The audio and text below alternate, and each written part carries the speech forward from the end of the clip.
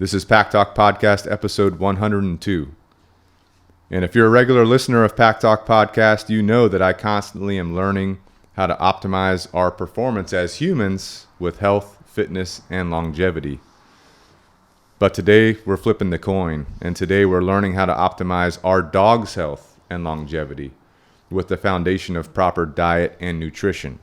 We know that for us humans and for dogs and for our other pets, that what we feed ourselves, what we're feeding our pets is the foundation for our health, our fitness, our longevity overall. More important than exercise, more important than other things we're doing is what we're fueling our body with so our body can recover and perform as we expect it to.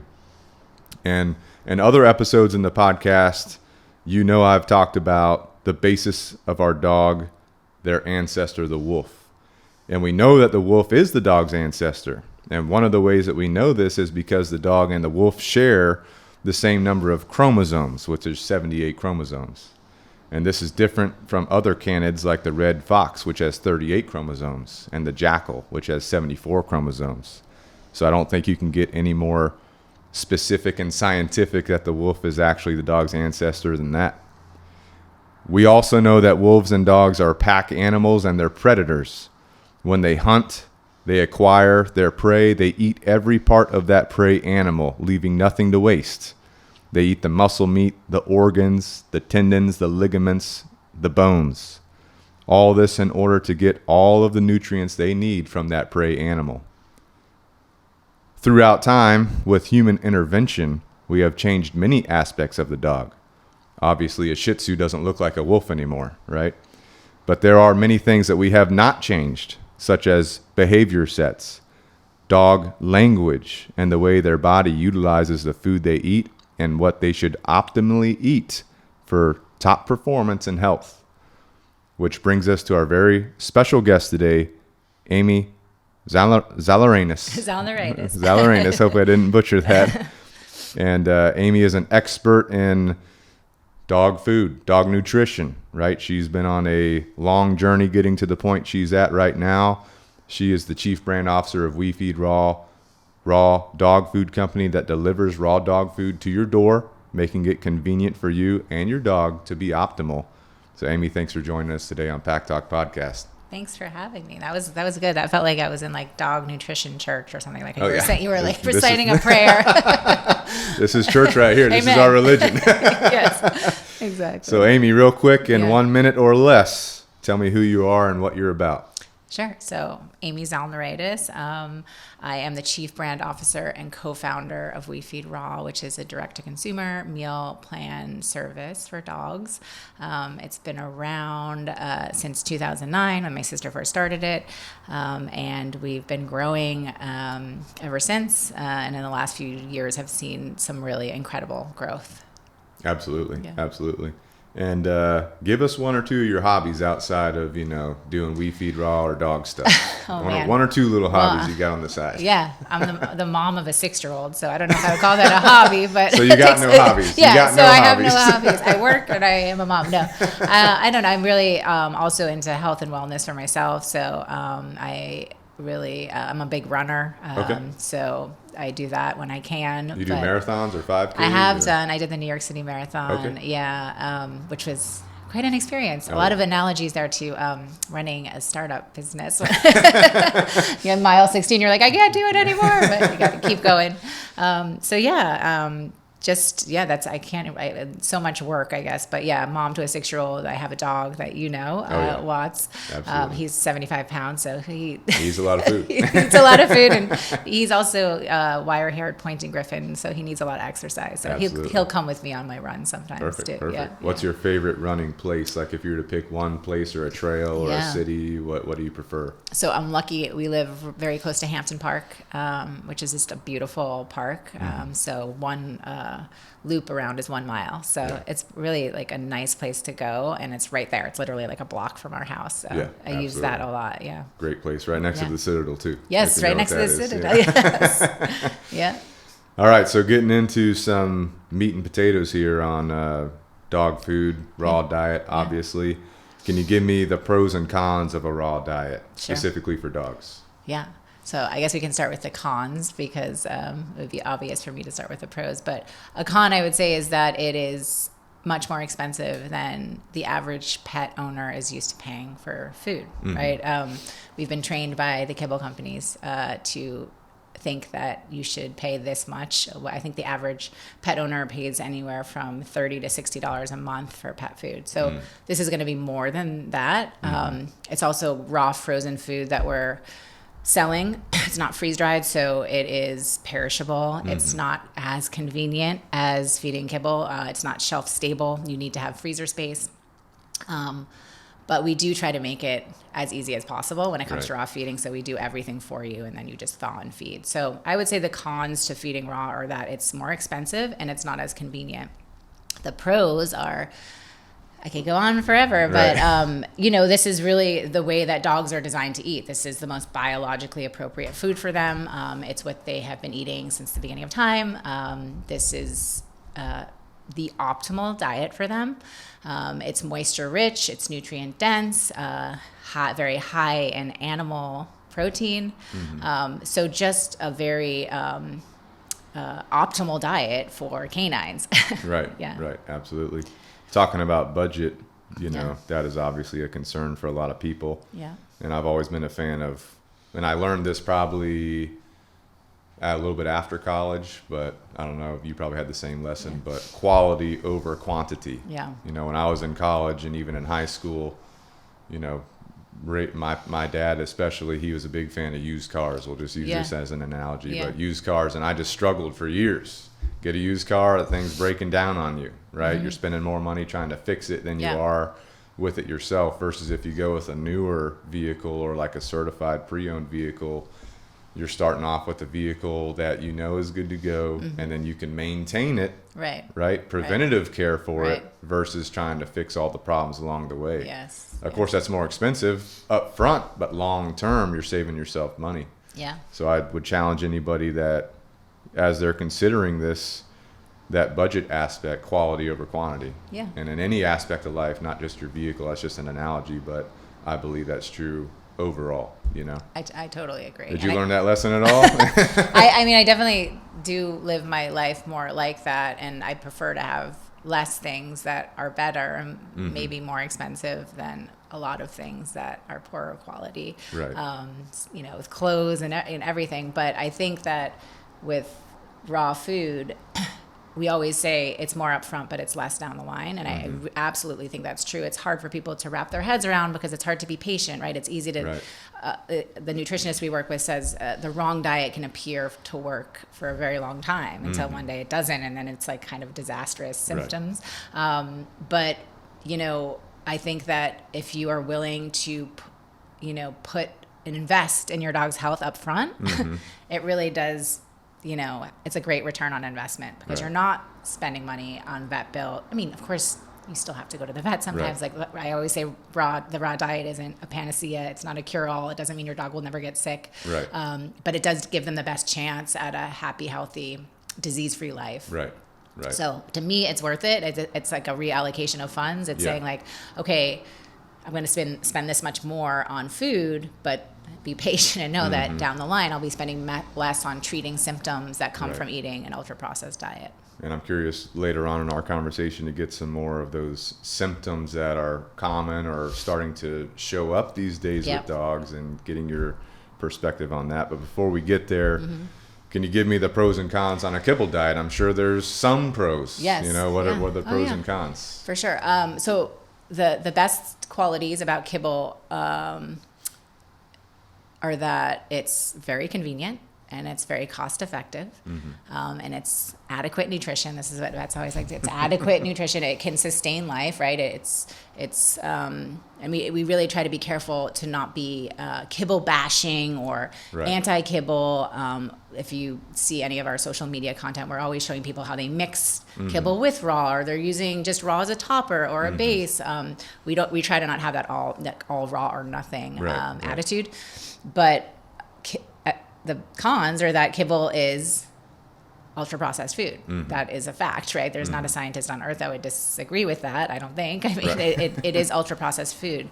And we know what ultra processed food does to living beings, right? We know what it does to us. It's no different for our dogs. I think there's 3 major strikes against kibble. The first one is that, it's jam-packed with these like highly refined carbohydrates, cheap, fast digesting carbohydrates that spike blood sugar. Dogs have no nutritional requirement for carbohydrates, 0 need for carbs in their diet, but then you have a lot of these kibble companies that are putting anywhere from 40 to 70% carbs in the food. The second one is that the quality of ingredients is almost always very low. So you have the cheap, highly refined grains, you have plant-derived proteins, and then you have rendered animal proteins, which we can get into later.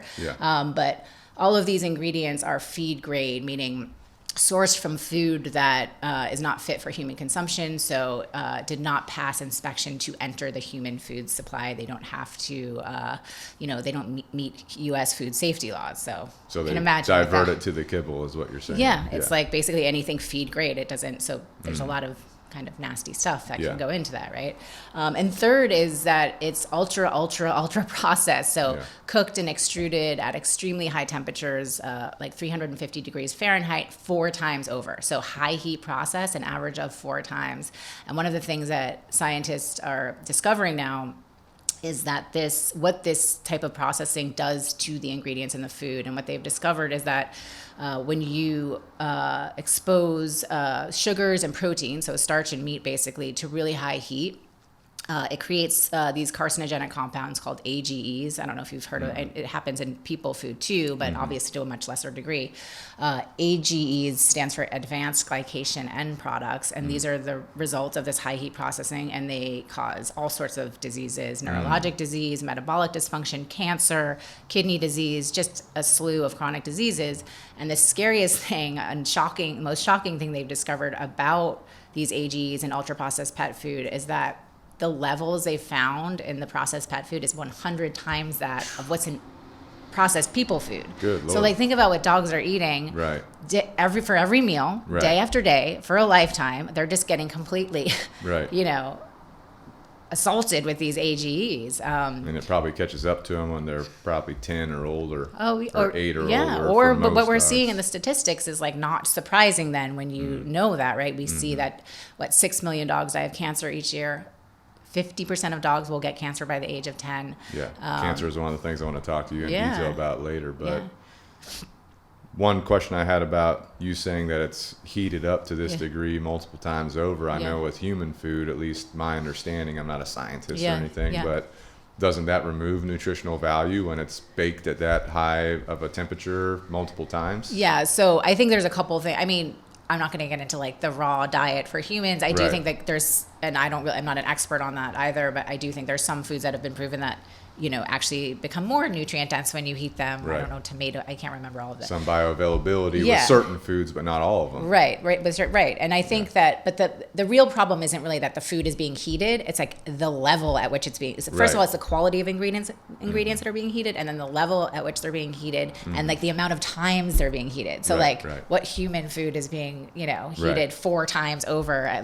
So it's just creating, again, these like this insane level of AGEs that we know are cancer causing, right? That we know that they cause diseases. So it's really kind of this eye-opening research that's being done now. Yeah. One thing about kibble that I've noticed is, let's say you go to the store, you're trying to figure out, okay, I need dog food. You're trained that you go to the kibble, right? Yeah. Raw is a newer thing. I know you guys have been around since 2009, but back then raw was a very little thing, right? Now it's becoming more prevalent. But let's say someone's going to the kibble aisle at the store or whatever, and they're picking out kibble. They're choosing to look at the ingredients. Usually they won't. Usually the marketing on the bag itself is what gets them. Yeah. But anyway, let's say they're looking at the ingredients and they look on there and it says chicken meal. What does that mean? Do you know what that means? Yes. That's so anything with a meal, like byproduct meal, chicken meal, these are all rendered products. So the rendering process is pretty scary when you dig into it. But basically rendering plants can collect animal matter from all different places. Usually it's not where you would want your dog to be, Right. eating from. So we're talking about a chicken farm. Chickens die. They can take those dead chickens. They've been dead for a couple days. I'm just assuming this. Yeah. They take them for a couple days old. They throw them into this rendering. So Is it's that a like possibility? they died other than by slaughter. Diseased animals. It can be euthanized animals. A lot of euthanized animals. It can be So expired the grocery animals store. with the euthanization medicine in them. Sodium pentobarbital. Yeah, that's why. So there's now we big have goes- poison in our Yes. meal food that's Yeah. in our food. Yeah. Okay. So, and that Just so doesn't I'm mean it's clear. happening all the time, but Right. I think it's something like out of the 5 major rendering plants in the U.S., I think 3 out of those 5 do accept euthanized animals. So it's like, so that can even come from vet offices. That can come. I mean, it's sort of like a waste management system, right? A very effective one, because where does all that waste go? It's not going to go into landfill. So it's sort of like, let's put it in the pet food supply.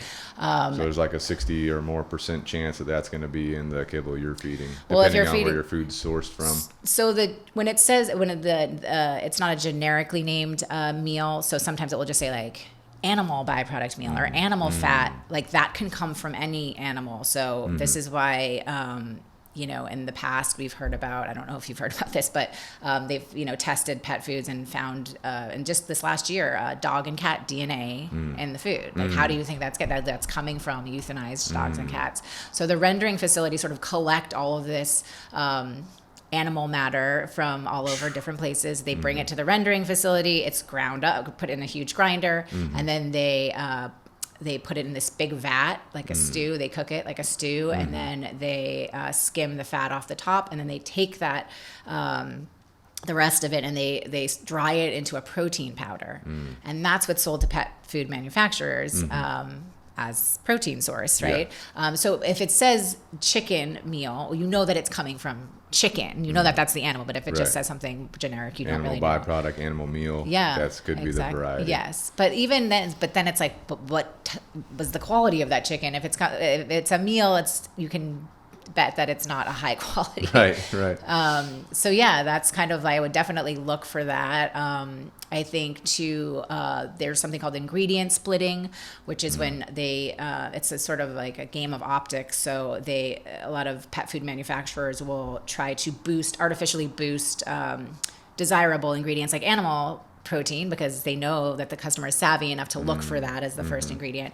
But then they'll take the, less desirable ingredients like corn or rice, and they split them into different. So it could be like, corn, or it could be like brown rice and white rice. But so then it's like, it's Right. pushed further down the list, but it still has the same amount of rice. I So gotcha.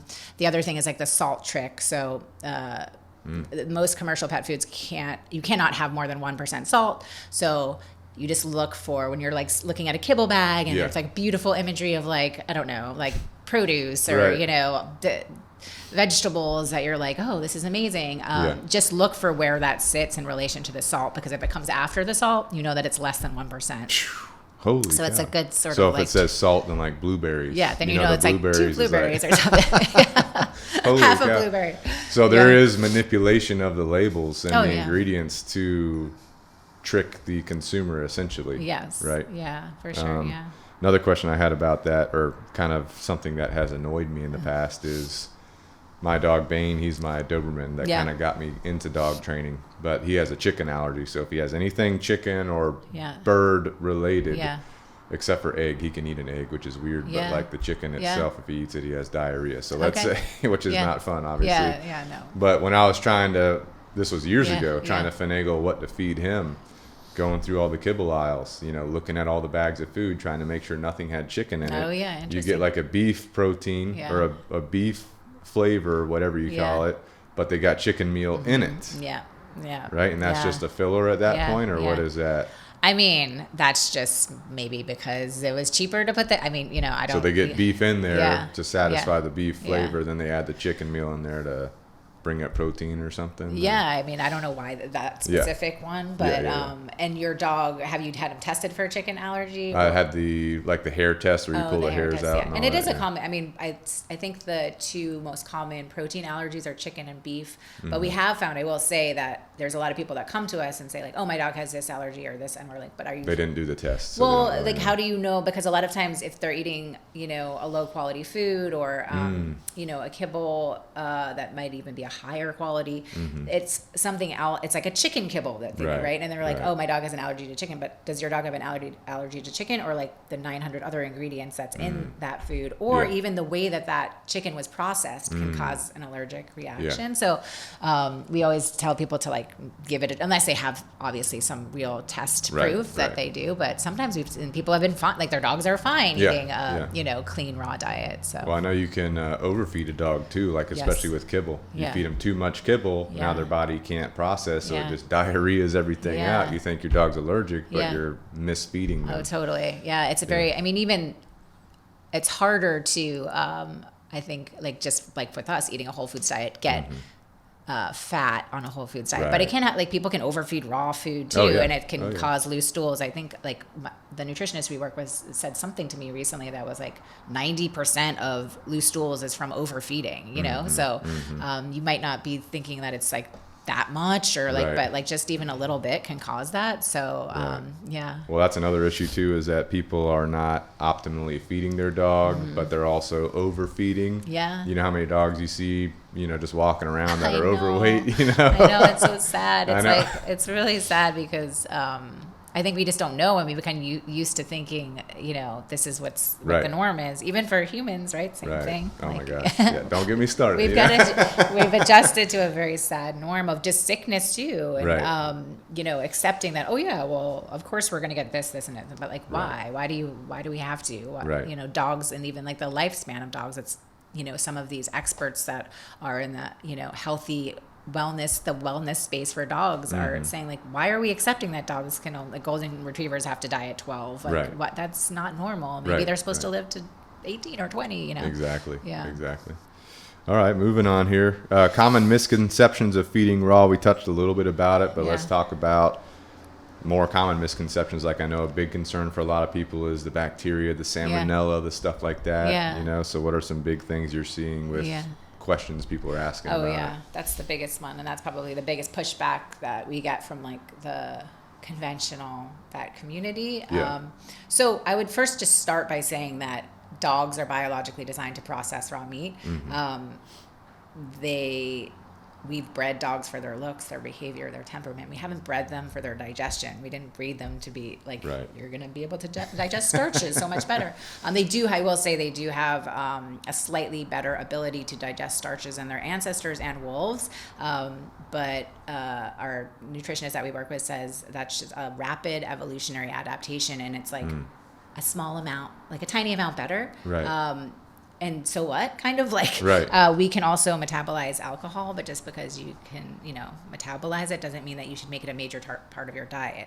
They are capable of digesting starch, but does that mean that they should be eating, you know, 40 to 70% of it in their diet, very low quality starch? So getting back to the bacteria thing, they're just designed, they're meat eaters. They can handle bacteria. They have, you know, most experts will say all you have to do is look at an animal's biological makeup and it will reveal to you what they should be eating. So horses, they, you know, are herbivores. They eat hay, they eat plants, they, you know, they have a long digestive tract. They need a lot of fiber. Dogs are facultative carnivores. Probably you're going to get all sorts of comments like, they're omnivores. I can see it now. Good. We talked about the social media comments earlier. We like it. I mean, we say call them what you want, but they're meat eaters. They're facultative carnivores. They have sharp, pointy teeth for ripping and tearing meat. They have no sideways movement of the jaw for grinding up plant matter, no big flat molars for grinding up plant matter, no amylase in their saliva for breaking down plant matter. Short, fast digestive tract. I mean, that's a great point that you bring up, is the movement of their jaw. You look at a cow, they're chewing sideways, or a horse. A dog is ripping it and swallowing it, basically. Exactly. And then a very highly acidic stomachs, right? So they can handle bacteria. That being said, we still take safety very seriously, and we, understand that, most healthy dogs can handle bacteria in ways that we cannot as humans. Right. Okay. They Can eat I a lot pause of you things. real quick? Yeah.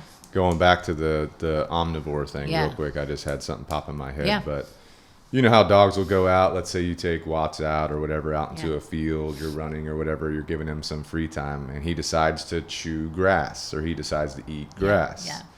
People are like, they're freaking out about Yeah. the grass thing. And I've Yeah. covered this on other podcasts Yeah. too. But Yeah.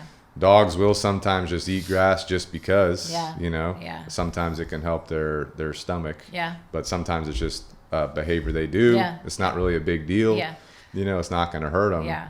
Do people bring that up to Yeah, you? it's They so eat funny. grass, You're they gonna eat ask me grass. it's the funniest. It's not a funny. I mean, it's just asked, and there is really no even the experts of the Right. expert they don't really have an answer. Right. There's a lot of different answers. Like you're saying, maybe they do have an upset stomach. Maybe they're just it smells good to them and they want to eat. Maybe it's just Exactly. like a behavior thing. Maybe they want some greens. I mean, Right. there's so many different. Reasons I've read about this, and I haven't found one Right. that sort of. But that doesn't seems mean that a dog's an omnivore. It's just a behavior that they perform. And also, right? dogs can have we don't put vegetables in our food, but we support people that do, as long as you're not overdoing it. If there's definite benefits. I mean, I talk about the not the carbs when I'm talking in a disparaging way about carbs. I'm talking about the highly refined carbohydrates, the fast digesting ones that are spiking blood sugar. I'm not talking about low glycemic, the vegetables and fruits, apples, the bananas. nutrient dense. And dogs can definitely benefit from some of those too, and a lot of our customers put them on as toppers. Right. So no, I mean, and facultative or scavenging carnivores, which dogs are, they're primarily are designed to thrive on meat-based diets, but they also can eat other things too, and they do in the wild, right? I know too. If they're in the wild, I'm let's say they take down a deer, for example. Yeah. Guess what that deer ate? Yeah. That deer Yeah. ate grass. That grass Yeah. is in its stomach, or it Yeah. ate blueberries, and now Yeah. the dogs or the wolves are going to eat the stomach Yeah. of the deer and its contents. Yeah. So they're getting grass, they're getting Yeah. blueberries through that prey animal, Yeah. but the majority of their diet is actually Yeah. the protein source of that animal, the muscle meat, Yeah. the ligaments, the tendons, the bone marrow, those Yeah. types of things. So Yeah. it's not that a dog's an omnivore. It's this is just a variety of things, but Yeah. the main thing they're eating would be that meat-based carnivore style Yes. food, right? Yes. We also know dogs will eat poop. Yes, they eat a lot of gross things, and they're just fine. I always say, you're scared giving your dog raw meat, but you're not scared if they eat a dead squirrel in the backyard. Are you rushing them to the vet? It's just so funny, the disconnect. Right. But yeah, I think too. I read somewhere recently that because there's always that argument about are they eating the stomach contents or not eating the stomach contents, and I think I read somewhere that they'll eat the stomach contents up to the size of a rabbit, and then after that they usually don't that much Right. of plant matter is They what will they're preference the other Yeah. Yeah. areas of the prey animal, but they will eat a little bit of it. Yeah. Right? So they can kind of self-regulate based on what they need. Yes, exactly. Which is kind of cool about that Yeah. animal instinct, Yeah, totally. And unfortunately, with human intervention, some dogs don't have that. You put Kibble down, they'll just eat bowls and bowls, or they'll eat. They won't stop eating. Right, and it's addictive too, Right. just like it is for us when we eat highly refined carbs, and Right. you don't have that turn off switch. But to get back to the safety thing, so Right. we do take safety very seriously, and it starts with the sourcing. So we only use USDA human grade meats. It's produced in a USDA certified facility, so we're the only pet food produced in that facility. Everything else is human food. And then the important step that we take, and most bigger raw pet food companies in the U.S. are using this step, and it's called cold pressure processing, and it's used ubiquitously throughout people food. So it's used on baby food, it's used on juices, it's used on milks, it's used on soups, salsas, any ready to eat foods. And what it is, it's an all natural, no chemicals, no heats, no heat, no additives. It uses pure cold water at very high pressure to inactivate potentially harmful pathogens. So E. coli, Salmonella, Listeria. This is cold pressed. Is that what that basically is? Yeah, Something that's what it's similar? like when you hear cold pressed juices. But it is a very effective step, and it's necessary because the FDA has a zero tolerance policy for pathogenic bacteria in any pet food. So you have to be doing something as a raw pet food company, even if you have the most amazing sourcing, that's the organic, like you can't guarantee that there's never going to be salmonella in the chicken and some level, even if the dogs can handle it. So we obviously do it because we want to stay within the lines, but we also believe that it does make the food safer because, you know, dogs, like I was saying before, a healthy dog can eat non-HPP raw food. Most dogs are going to be fine. But we don't always know the state of the dog's gut microbiome. Maybe it's been damaged by years of, you know, eating a really bad diet and then they can't adjust as well. Maybe they're more susceptible. We're also like thinking about the people in the home feeding it with young children or immunocompromised people or immunocompromised dogs. It's a really great way to still feed raw, and you can see it's like still very much raw. We can look in the freezer there and I can tell you it's like there's not, you know, when people say it's not raw if you're doing that, it's still very much raw, and we the whole time is only 180 seconds, and so it's a really necessary, I think, step. You know, it's expensive too, so but we incur the extra cost just to ensure that we're sending a safe product to people. Makes it safer to handle, obviously, in your kitchen too, if you're preparing your raw food. Let's say you put it in your dog bowl. Your dog is one of those dogs that takes the food out of their bowl, walks it over to a certain part of the house and eats it there. You know, you're kind of getting some raw different. They'll lick it all up, obviously, but you know, you're moving some stuff around. So just like you said, with kids or immunocompromised people, makes it safer for household feeding. And I will say too that kibble is recalled for pathogenic bacteria all the time. So it's not like just because you're feeding kibble that doesn't mean. And in fact, if you think about it, yes, it's high heat processed all those times, but they're starting with such low quality meats, ingredients, that those are going to have the higher chance of having more, you know, dangerous bacteria in them. So you're not exempt from it if you're not feeding raw.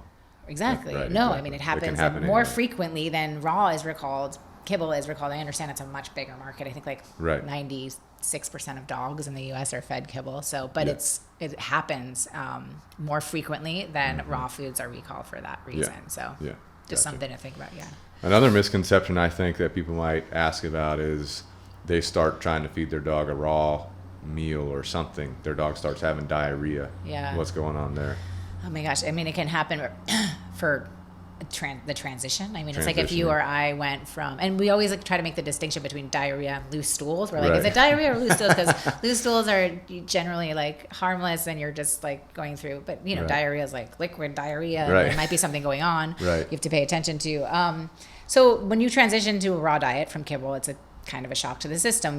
When you sign up for a meal plan, we take people through a 10-day transition. So you're feeding the old food and then gradually, you know, mixing it in until by day 10, you're finally feeding 100% raw. That works great for most dogs. There might be some dogs that need a shorter transition and some that require a longer transition. Again, it just depends on the dog and like the state of their gut microbiome when they start to eat it.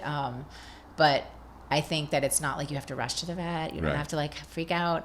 Of course, pay attention and like, you know your dog, and if you feel like something's not right, there's other symptoms, but just some loose stools during the transition, generally not an issue. And then when the dog does adjust to the diet, you'll find that the stools are like smaller and like not anything like kibble poops. And people sometimes are like, what's going on? This is so crazy. They're easy to pick up. They like maintain their shape. So it's like not a big, messy kibble poop. That's because the dog is probably optimally harnessing the nutrients out of the food, less waste. Yeah, exactly. Like less waste. Utilizing the nutrients. So resulting in less waste. Yeah, good to go. Yeah. One thing I wanted to talk about, most people treat their dog like it's a human, but it's not, you know, and in some cases it's okay to push our human tendencies onto our dogs, you know, letting them sit on the couch, cuddling with them, putting a blanket on them, whatever. But with diet and nutrition, I think that can be a slippery slope. So we know humans can thrive on proteins, carbs, and fats in our diet. Obviously, we're different from dogs. How does that differ for dogs? You know, what are their optimal macronutrient breakdowns? I mean, so it really just goes back to, I mean, we're omnivores, right? Like true omnivores. I guess some people in, you know, the carnivore community now find that. But we are like humans. You can look at our biological makeup and see, you know, what we should be eating.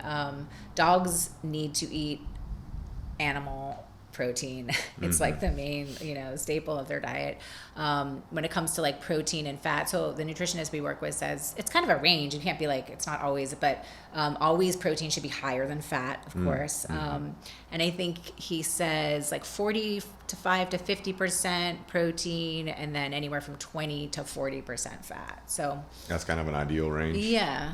Like, but really what you want to be looking for is that the protein is always higher than the fat, which we regularly test to make sure that we're meeting that. But fat's important to the dog's diet, right? That's like an optimal source of energy for them. Because they don't use carbs, I would imagine their body uses fats for energy. Yeah. Do you know if their body can store protein like ours cannot store protein? Does a dog store protein? I don't know. That's a good question. I don't know. That's a good question. But they don't need carbs is what you're saying. They don't need carbs. No. I mean, and technically I've heard that we don't technically need carbs, but I think we can use them better. They can really thrive on a diet that is, protein and fat. Yeah.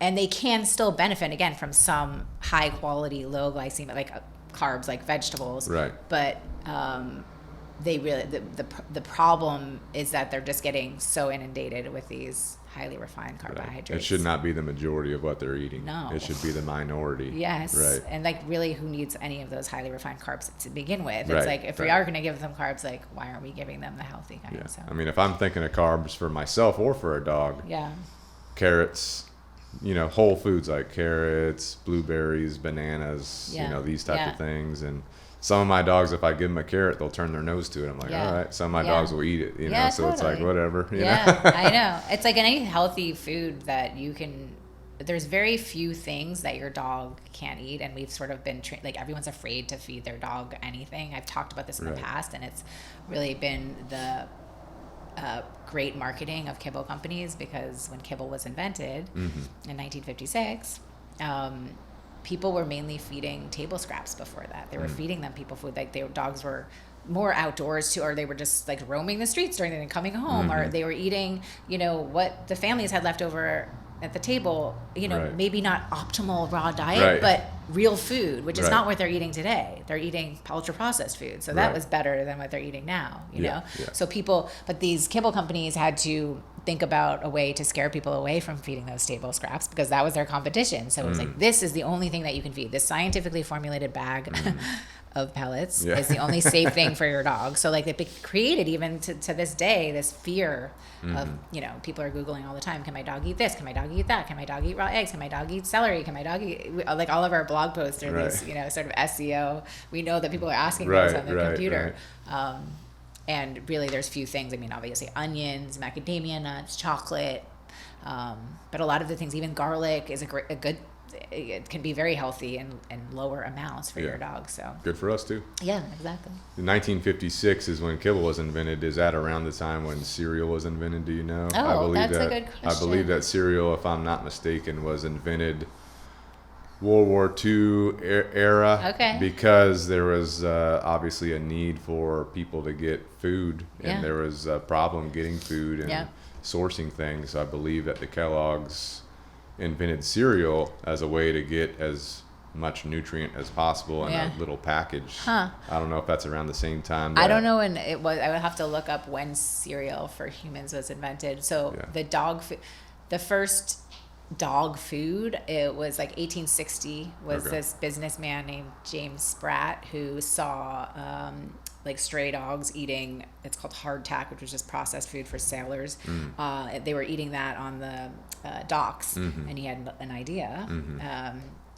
I read He's like, I can make some money here. Yeah, exactly. I read recently like a very sort of skewed article that was like, he was horrified to see the dogs. I'm like, was he horrified, or was he just, did he have a good business idea? I don't know if he's horrified, because then he created, so he made something called like Spratt's meat cakes or something, which, and then I think it was in 1920s was the canned dog food that was made from horse meat. Okay. And then after World War II, there was like a shortage of tins, so they had to move away from the cans, and that's when, in 1956, Purina invented the first dog chow.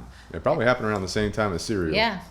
Those are probably interlinked somehow, some way, and then it just went from there. Because obviously they're making money. Yeah. And then it becomes like a money-making scheme. It would be interesting to see the connection. But, Yeah. I mean, Kibble was invented as a convenient, cheap option for pet owners. That's why. It wasn't invented as like a nutrient-dense, healthy option for pets. Right. I mean, yes, adequate nutrition, it was, it's going to keep your dog alive. But And it was probably different back then than it is now. Obviously the Kibble was the way probably it was. even better maybe back then. That's what I'm saying. Yeah. It's definitely evolved, I think, to get worse. Right. Because it's money. 5 big corporations that own, I think, make 95% of the kibble in this country. And, most dogs are eating kibble. So it's a lot of, it's pretty crazy when you dig into a lot of those. I'm not going to name names, but big candy companies that make dog food. Well, I think they make the human food too. I'm pretty sure there. You might know this better than me, but there's just a small number of major corporations that run all of the businesses that provide processed food to humans. So if you trace all that back, which I did that last year, you can go down a rabbit hole really crazy, but it's all interlinked and it's all going to the same place, Yeah, it's hard. I mean, it's hard to be a human being and it's hard to be a pet owner. And I feel bad for pet owners because, it's confusing. You're getting like assaulted with all this different information. It's like, even from us, we're like telling you like, you should feed this and this is bad. And it's like, but what I always say is like, okay, so we're telling you this and someone else is telling you, a different story, but like just the common sense really helps to kind of like weed through all of that because what is common sense? Like, that ultra processed food isn't good for you. Right. And it doesn't even mean that you have to feed 100% raw or you can't have to abandon the kibble altogether. And we never tell people that, but when you have the knowledge, then you can make better decisions and you can boost your dog's bowls in whatever way fits your budget and lifestyle because even if that means adding a few blueberries or adding just like we have people that order our food and they postpone it if they feed a couple meals a few times a week or they just mix it as a topper and they manage their subscription so it's not they're having to spend like as a feeding 100%. Right, they can adjust it to their budget and all that. That's and we totally support that because it is expensive as when you start to, have big dogs in the home, multiple big dogs in the home. It's like, it can get really expensive. So we always say some is better than none. And we're not going to criticize you or shame you. And we really don't shame. I think people take it sometimes that way. If you go on our social channels, we did something recently that was like, kibble is a convenience food, not a health food. Right. And I would say like 50% of the comments were really supportive and 50% were like, this is elitist and this is a privileged. And we're really not trying to be that way. It's just, but it is that. It's like it, and not to say like you're a bad pet parent because you feed kibble, but how about like taking this information and doing better in whatever way that works for you because everyone can do something right. Like and I think that we're never not going to share the information. And it's funny when people say that to us too because I'm like, we are a raw dog food company. Like this company wouldn't exist if we thought kibble was a great option. Right. This is here today like after and still very much a lot of hard work but a lot of blood, sweat, and tears to get here because we believed in this so much, because we believed there should be better options for dogs. Yeah. Well, that's kind of the pros and cons, too, of social media today. You get flooded with information. So it's kind of sifting through, someone might listen to this, and then tomorrow they listen to a podcast about, kibble food, that a veterinarian talking and all this kind of stuff, So you got to take the information. You got to look into it yourself. Yeah. You might have to experiment with yourself, your dog. I know whenever I'm trying out food, I'll give myself 30 or 90 days, see how it works with my body before I decide to make a change or something like that. So it's true. Take the information, go from there. Yeah. But the other problem with social media and the flood of information is you see one thing one week, the next week you see something else. So you're like, oh, let me try that. And it just never ends. Yes, I know. So you got to stay on a path for a little bit, see how that works before you change gears. And again, using common sense does help, like stepping away and being like, okay, like what makes sense here? And, we always say this food and this diet, we've used nature as a guide. We haven't invented something new. Like this wasn't like, oh, I think we're going to invent the raw diet. Like this is what dogs have been eating since the beginning of time. And, the inside of them has not changed much at all in 30,000 years. So just looking at that and being like, what is natural for them? Like, were they eating highly processed pellets in the wild? And something that was, I think people also get really surprised when they hear that kibble was invented in 1956. Like, it's almost like we assume it's been around for forever, like a lot longer than it has. And understanding the ingredients in it and how it is processed is really important to know, I think, right? Like, we're not going to not share that information because people might feel like it's, criticizing them because they're not doing it. But it's just information you got to take with it and do with it as you will. You can take it or you can leave that information. Like, it's not, but we hope that people take it in the way that works for them, you know? Exactly. Yeah. You know, another question I had was about protein sources. Do they matter for dogs or not? Yeah. Like, for example, for humans, we know that a lean source of red meat is the most nutrient-dense protein source for us specifically. You know, fish like salmon, high in omega-3 fatty acids is good a couple times a week. Bird protein sources like chicken, very low in micronutrients. You know, pork, very high in fat. Do these protein sources matter for dogs? You know, what's the differences? I mean, we say the more variety, the better. So when people come, we offer 6 different recipes. I wish we offered more, but it's hard to even offer 6. It's, I think we're one of the pet food companies that offers more proteins than a lot out there. But the more variety you can feed, the better, because it gives you like the full spectrum of amino acids. But some dogs, they come to us and they do have a poultry allergy or a sensitivity, I'll say. Allergy, I guess, is over. Or they don't love the taste of the turkey, or they love the taste of the lamb, and then it's just sort of, we let people pick, and we let the dogs sort of, what they do best on. Some dogs, maybe they're not going to do as well on the lamb as they would on the duck. So we try to give them options. But with y'all's the way you have your meal plan set up, people can shift the proteins month to month or week to week, depending on how their dog's eating it or whatever. Yep. I mean, like my dog, he eats all 6 of them, and he likes them all. And I think it's great. We have someone else on our team that her dog only feeds him the turkey. I don't even know if it's the dog's preference, but she fed him only to, he's a senior dog. Yeah. It's like, but he does great. I mean, it's still a complete and balanced meal. He's getting everything. But it is better if you can feed more variety. So I don't know if I could say like this protein is better than that protein. It's sort of like feeding a variety is best. Right. I got you. And we were talking a little bit before we were recording, but some of the meals have variety added in. How do you balance out the meals, specifically to make sure that they have the nutrients they need in there?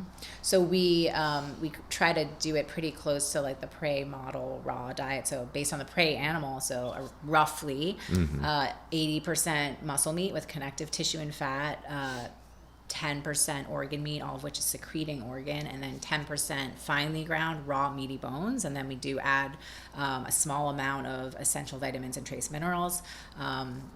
And that's really kind of like this complete and balanced meal.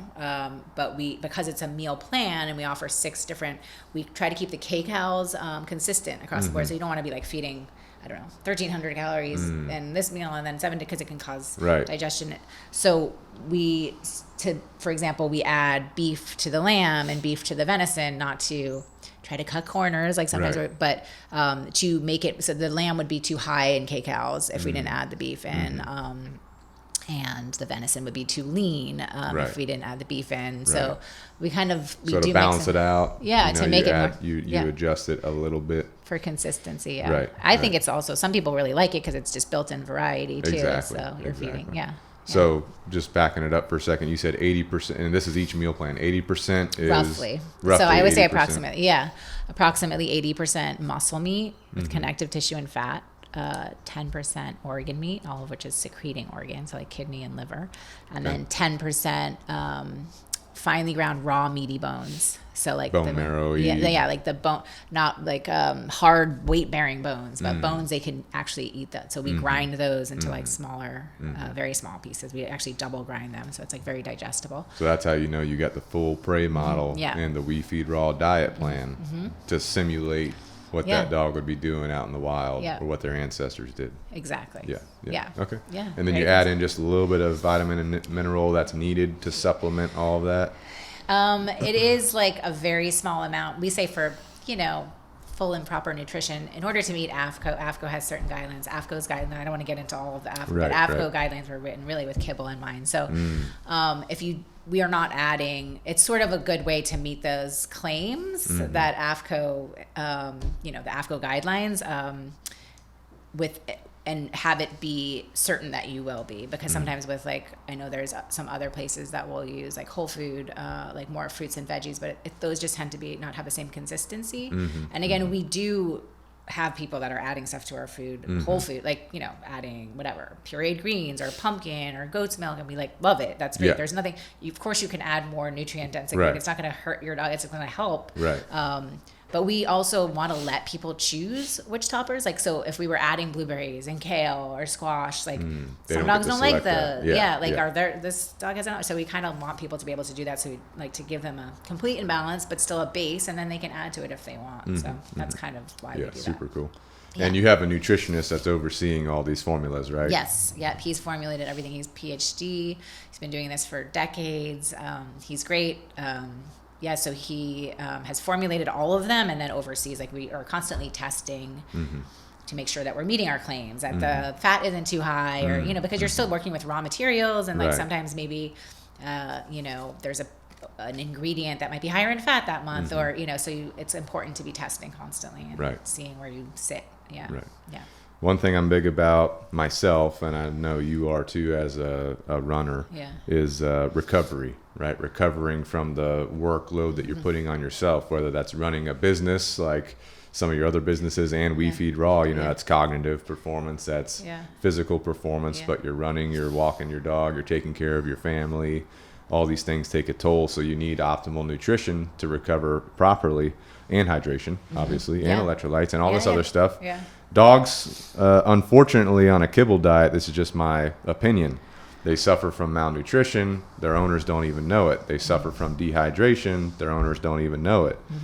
A dog or human not receiving proper nutrients, more susceptible to sickness, disease, injuries. And I kind of went down this rabbit hole several years ago. I told my bicep, training improperly, not recovering properly, injured myself, right? So that completely changed the way that I saw things. When you're a teenager, when you're younger, you can do whatever. You can drink all night, not sleep, and you can still do things. As you get older, that changes. You know what I'm saying? Anyway, for a dog specifically, what does raw food provide that Kibble does not, as far as optimal long-term recovery, lifestyle, injury prevention, sickness prevention, so far and so forth? Yeah. Well, it's just that the nutrients are more bioavailable, right? It's the most digestible, and they've actually done studies in raw, frozen, even, higher than other freeze-dried, raw, or fresh cooked. Raw frozen is the most digestible for dogs. It's also moisture rich, so Kibble is about 6 to 10% moisture, and raw diets are 70% moisture. So dogs are designed to get their moisture from their food. When you're feeding Kibble, there can be low-grade dehydration, chronic low-grade dehydration. So a lot of people will start to feed our food and be shocked that their dog's not, or scared that their dog's not drinking water. Why is my dog drinking water? And then, we have to calm them down and say, no, it's totally normal. They're getting their moisture from, they drink from the water bowls, we do notice that. It's one of the first things people notice is that their dogs stop drinking so much water. It's an optimal diet that, dogs are designed to digest and derive their nutrients from. Of course, that is going to affect everything. There's also naturally anti-inflammatory. So, the Kibble diets will, because they're so high in these highly refined carbs, we know sugars cause inflammation. Inflammation is the start of all disease. So, it's hard to even compare the two. They're just us eating a whole foods, healthy diet, nutrient dense, versus us eating an ultra processed diet. Can we have ultra processed food? Yeah, sure. It's what experts say for us, you can have dessert, just don't have dessert for every meal, right? Right. But it's kind of we're giving dogs dessert for every meal for a lifetime. A lot of dogs eat the same exact thing. There's no variety even. So it's just, really easy to see why they're getting like all of these diseases and they're not able to thrive. I know people are going to say, and we always get to like, oh, I have a dog that, you know, ate this kibble and they lived until they were 16. And it's like, well, that's really great. And we're super happy to hear that. Maybe they would have lived longer. Did you also have to treat, were they on any other, our nutritionist says he was at a conference or a trade show years ago, and one of the reps for one of the kibble companies or dry food companies was saying how her cat is 16 and you know, she's doing great on this food, and he was like, okay, that's great. And then he said he walked away and overheard her telling someone else that the dog was on, you know, insulin shots. And it's like, okay, but like, so your cat is that old, but you know, having to be managed with these other sort of, so I think that same thing with humans, right? You always hear the story of like, oh, my grandmother is 95 and she drinks and smokes like every day. And it's like, can happen, but it's really not the norm. And the vast majority of people and animals, when they're eating ultra processed foods, are going to have problems, really bad problems with it. So most of us are not those genetic outliers that are smoking, drinking every day, living to 110. Yeah, you know, that's like the 1 out of a million people. And like, how good do you? I don't know.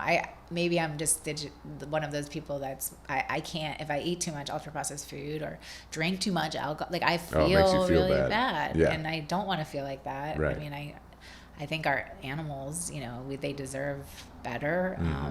You know, again, a fed dog is better than a starving dog. You want to feed the dog. And if kibble is the only option, like, of course we want the dog to eat, but just getting people to think a little bit differently about things. And sort of, there's been a lot of brainwashing when it comes to like what we feed our animals. And I think we just kind of want to like open up people's minds to thinking in different ways so they can make better decisions. Yeah, absolutely. Well, recently, especially last week, I was having conversations with dog owners, other dog professionals. It's been something that you brought up earlier, but cancer, it seems like it's becoming more prevalent. And I was starting to think, hey, this is probably something linked to the dog diet. You know, why is there cancer all over the place? We can talk about DCM too, because DCM's in the same boat. That's like a more prevalent thing nowadays. Every dog's getting DCM, and everyone's going all over the place about DCM. But some of the people I was talking to, they're like, I think it's the vaccinations. Other people are like, I think it's the diet. You know, me personally, I tend to lean towards the diet before vaccinations. Of course, I do get my dogs like their rabies and stuff like that they need, but I minimize what's being injected into them. You know what I'm saying? What do you think about those types of discussions that people are having? Yeah, I think obviously the ultra processed food is probably the big. We know what ultra processed food does to people. I mean, and studies are coming out even with like the AGs that they're actually studying ultra processed food and seeing that these levels are in there. We have research that shows what this does to people, and now we're getting more research that's showing what it does to dogs. Of course, it's not only the food. There's also a genetic components. It's like the way that we're breeding dogs, I'm sure, too. And I know that the golden retriever, you know, they've sort of started discovering that the way that they're being bred is, you know, problematic. But I think also, like, their exercise does play a factor. Yes, so exercise for sure. It's mental cognition, challenging that, you know. But I think the foundation is the diet, like you're saying. Yes, it's definitely a huge part. How could it not be? It just, again, common sense is just funny when we talk about these things, because the very smart people that we, you know, work with all the time are, you know, new to this, and even friends that I have, and they're very intelligent people, and they're still like, but like, why? I'm like, but just think about it, you know. It's like, if you just think about it, it makes sense. It makes intuitive sense. I think that it's just become so, especially with the vet community, who we love vets. We're not bashing vets at all. Vets are wonderful, but we were talking about this earlier. The nutritionist we work with says vets fix broken animals. Nutritionists keep them from breaking in the first place. And I think that, you know, unfortunately, the vet community, conventional vet community, is, you know, the schooling that they get is, a lot of it is funded by big pet food. And a lot of the studies, almost all of the studies, are funded by big pet food. And I think I read recently that 100% of the nutritional information that vets get comes from big pet food. So like, you just have to think about that and say, okay, it's not their fault. Like the system is flawed, and they're learning about this is what they're learning, and this is what the studies are telling them. But those studies are biased, and we do work with conventional vets now that feed our food, even, and but it's not. They didn't learn about it in vet school, that's for sure. And even sometimes they're not that open about it with their colleagues. So if you have people going to their vets and the vet's saying, there's no scientific proof that raw works, or here's something that's been scientifically formulated and it's the only safe way. It's just an outdated viewpoint. I think the consumers are driving the trend, so they're like, it's almost like what happened with the health and wellness space for people too. Right? We don't really go to our doctors for nutritional advice. Some of them happen to know more about it, but usually they've learned about it after medical school. Same with vets. The vets that do know more about nutrition that isn't so biased and slanted toward Kibble have educated themselves after vet school. But I don't know. It's a tough one because it's just so. The largest vet clinic chain is owned by the largest pet food manufacturer, which is ultra processed pet food. So there's definitely a link there, right? Like you see who's running the show when it comes to that stuff. So DCM is another one that's really interesting because DCM is dilated cardiomyopathy, which is like really can be devastating condition. Where the heart becomes enlarged. You have a Doberman, so you probably have read about it. I have 2 Dobermans and actually a mutt, and my mutt has DCM. Oh, he does have DCM, yeah. She does, and she's coughing, and she goes to a cardiologist, and the heart is enlarged. Oh wow, so she's got Yeah, she's taking like my wife's in charge of all that with her because she had that dog before we met. Oh wow, okay. So, but anyway, so the DCM, she has it. Yeah. The heart's enlarging, and that's what happens with DCM as the heart gets larger. It pushes pressure on the other organs, which causes problems, right? And it can keep growing. Yeah. But it's all coming down to like everybody's freaking out about DCM, about how did this start? Why is this happening with our dogs now? Well, why is it more commonplace? I don't know if it's more commonplace. I mean, from what I've read, and the nutritionist we work with says that he thinks if there's any link between the diet, it's probably having to do with, he thinks what's going to come out down the road will be the low quality proteins, and it has to do with like the way that taurine levels basically.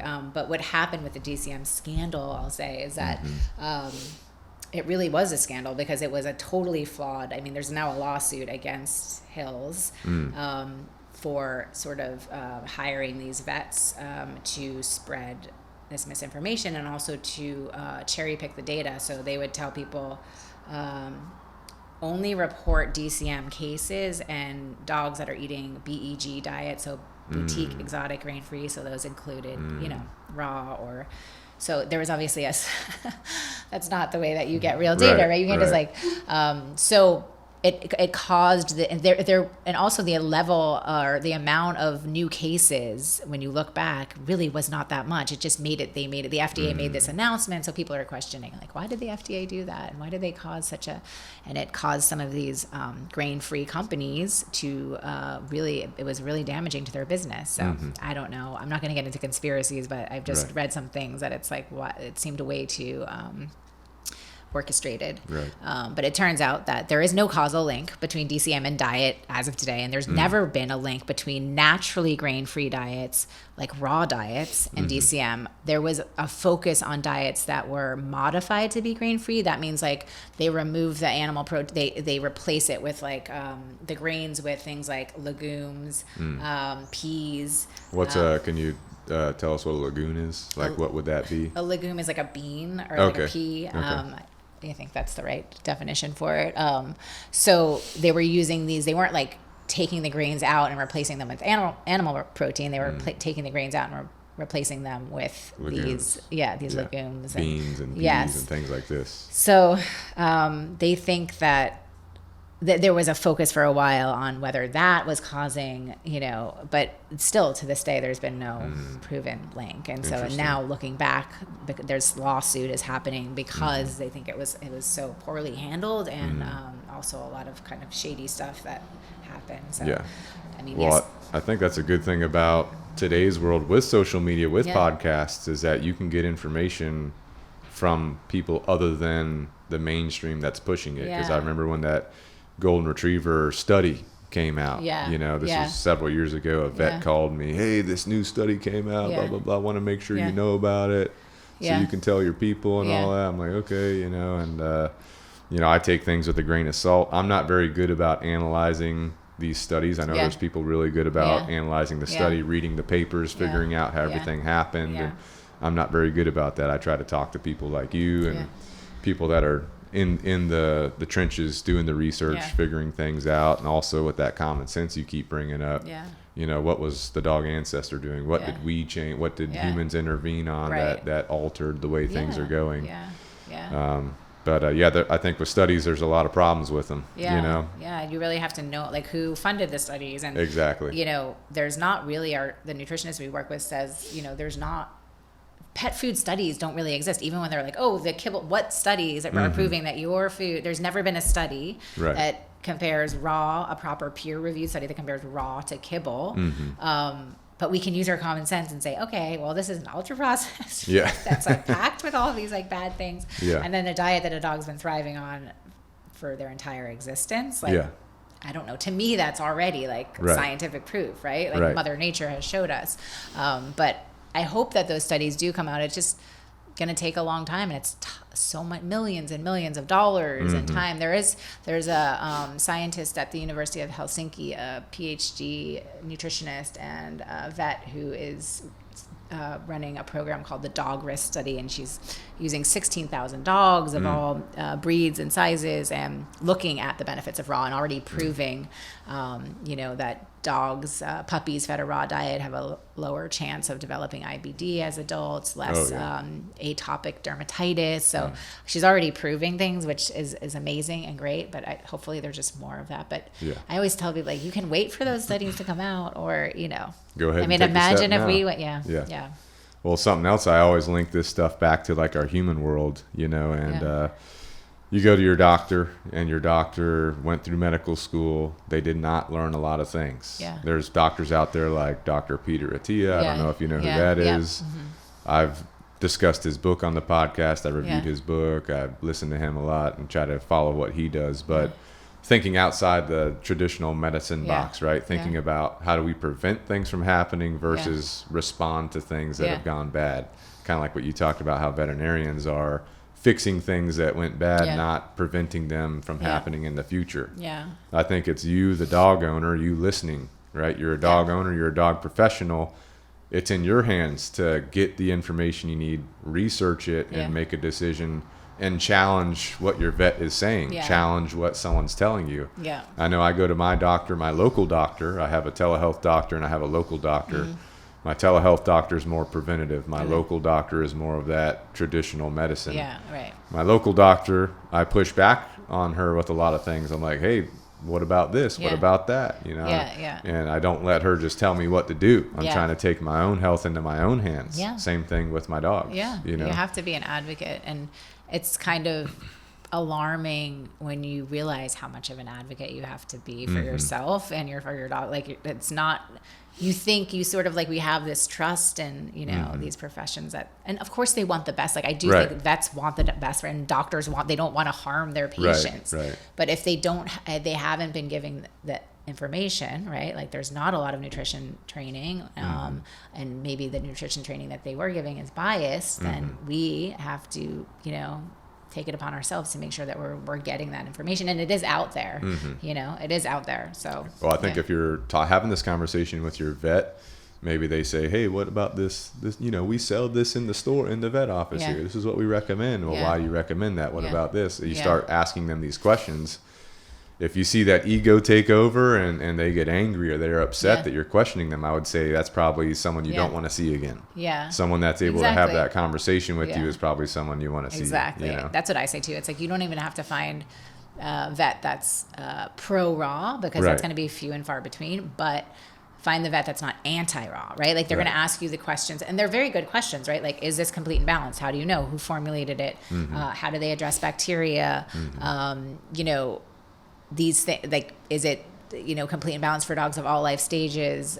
These are all questions that we can answer. So we arm our clients with these so that then they can have them. And most good vets will say, like, okay, like, I'm not necessarily like pro raw, but like, if you feel comfortable feeding this, I'm like here to support you. And we have seen that a lot more. Like, that shift is definitely happening. I think that good vets see that if they're consumers, they can still advise them. But, Right. And I've seen that with my own friends too, that go to the vet and, might be feeding raw, and they've had a similar experience. Like, okay, well, if it's complete and balanced and there's like a real nutritionist behind it that's formulated it, and they're doing something to address the bacteria, then we can be okay with this. Yeah, but if a vet is just, I've heard other stories where vets won't even see the dog if it's raw fed, because they feel like it's going to I don't know, harm the entire vet office. What it's the really heck? Crazy. Yeah, like you can't bring the dog there. We had a comment recently, and it was from a vet tech, and they were saying, I work with a vet who will not see any raw fed dogs because they said dogs shed salmonella through their fur. What the heck? It's like, yeah. I'm like, I doubt the vet said that. They probably said shed through their stool, right? But it was just funny that was the interpretation. And he kept saying, no, they shed through their fur. And I'm like, this is not at all. That's the game of telephone, But like, you go out there and spread that, and you believe it so wholeheartedly. And then like maybe there's like 5 people that believe you. It's just crazy how these rumors. Well, especially if you say, I'm a vet tech. Now people are like, oh, this is legit. Yeah. Same thing in the dog behavioral world, which is my world, dog training, dog behavior. People will comment, and we talked about this earlier. We get all kinds of nasty comments on our Facebook. Facebook is the troll world, but they'll say things like, we talk about pack instincts. We talk about how dogs, operate with each other. People are like, that's been dispelled. This study dispelled. They'll even copy and they'll paste the link to the vet website that dispels this behavior set.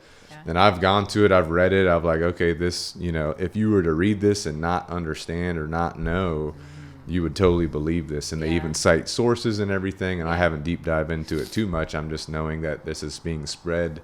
I'm like, people are believing this, and it's stopping them from achieving the best they can with their dog's behavior because they read this and they believe this. The same thing with your world of the nutrition and food. Yeah, it's true. So you got to be really careful. We both work in controversial industries. Which, as far as algorithms go, it's good. All comments are good. They're all helping us with the algorithm, Bad for the soul, but good for the algorithm. Moving on here, I just want to ask you real quick, where is the We Feed Raw protein sourced from? Where's the majority of the protein coming from? So all farms in the U.S., except for our lamb and venison, come from New Zealand, which is an amazing country for animal protein. It's the lamb and venison is all 100% pasture raised, grass fed, so really high quality. Just the U.S. and New Zealand. We manufacture in Illinois. And then our cold pressurization facility is just like an hour north of that. So it's trucked up there, goes through that, put in the freezers, and then it ships directly to our warehouse. So we have 3 distribution centers now, one in New Jersey, one in California, and one in Dallas, Texas. And so... That California one's got to be expensive. Yeah, well, I know. Listen, it was more expensive when we didn't have it because you have to use like express shipping. So now we can, 98% of our shipping is ground, which is really great. So everything gets there within 1 and 2 days. Having these, we even are looking at maybe opening another distribution center because it's just faster to the customer. It's a better experience. The last thing you want when you're shipping raw frozen meat is it not getting there on time. People always talk about COVID because COVID was definitely a boon to our business because people were buying more stuff online, but it was also a really hard time because, FedEx and UPS couldn't keep up. It was like delayed packages of raw frozen meat. I'm like, it's basically like getting a dead body delivered to your door.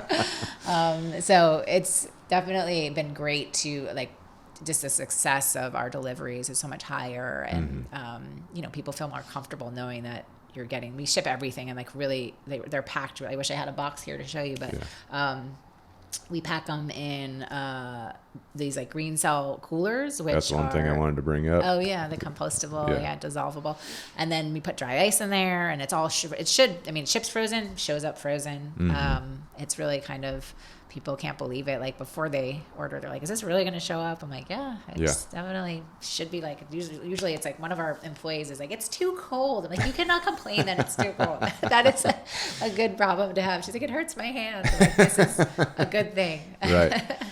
And I think, your system will send a text or an email. That way it's at your door. Yeah, So yes, you can just put it in your deep freezer or whatever your setup is at your house. Yeah. you You've know. been feeding it, right? Oh, For a yeah. while? Oh, yeah, absolutely. How are your dogs doing? Oh, they love it. They do? They absolutely Do they have love any preferences? Well, I'm a red meat guy, so I got them on the red meat proteins, the venison, the lamb, and the beef, and they just love it. That's awesome. And my one Doberman, my female, Yeah. she always struggled to maintain weight. Like she has a very high metabolism. She's go. You can ask him. She's always active doing stuff. Yeah.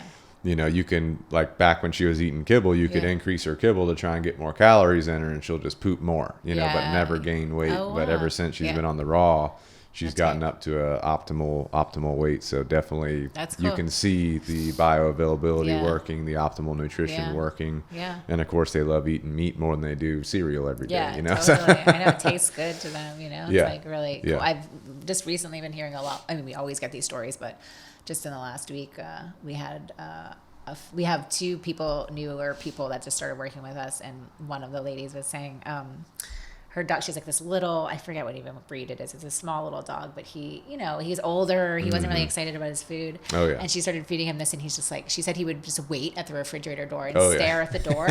And then he moved up his begging, I guess, to she gets in the shower in the morning now, and he waits outside the shower. Oh, yeah. It's like stares. He knows what time it is. She's like, it's kind of crazy. Yeah. Well, with my older dog I was talking about earlier that has DCM, she would Yeah. always kind of pick at her Kibble, not eat the whole thing, but with the raw, she eats the whole That's thing. awesome. So Yeah. she's 100%. Do you feed it cold? Like, do you or room temperature? Or Well, I got a system now Yeah. where I'm just trying to figure out the system, but I basically have a Tupperware, and in Yeah. that Tupperware I'll put like a frozen one on the bottom. On the top, I'll have the one that I've cut open to start divvying up. Yep. And that'll keep the one on top at like a not frozen, but Yep. almost thawed temperature. Okay. But I just feed it to them cold. So I take it out, cut it up. I weigh their portions based on what your website's saying. Hey, so-and-so needs this amount per day. So-and-so needs that amount per day. I divide it into 2 meals, and then I just weigh that out, give it to them. And boom, they're eating it, Yeah, So that's awesome. It's sometimes the cold, like in the beginning too, we always tell people if it's because you're going from Kibble or maybe a gently cooked or something, and it's like the coldness can be like a little bit of a like if they eat it too fast, they can regurgitate. So we sometimes tell people you can sear it in the beginning, but usually they get used to it. And just my dog's like fine with you can always add like warm bone broth or even warm water to it if it's like too cold. But and bone broth is super good for dogs, super good for us. But you have the bone in the food. You have the bone marrow in there. You have everything that you would need in that food. So even if you didn't add that, you're still good to go. Yeah, it is really like raw. We say raw made easy, although my CMO is always like, I don't know if we should say easy because it's not really easy because the Kibble is so much easier. I'm like, no, but for raw feeding, it's super easy. DIY raw is like you gotta source it all, you gotta grind it up, because we always get those sort of comments too on our ads, like do it yourself, it's so much cheaper.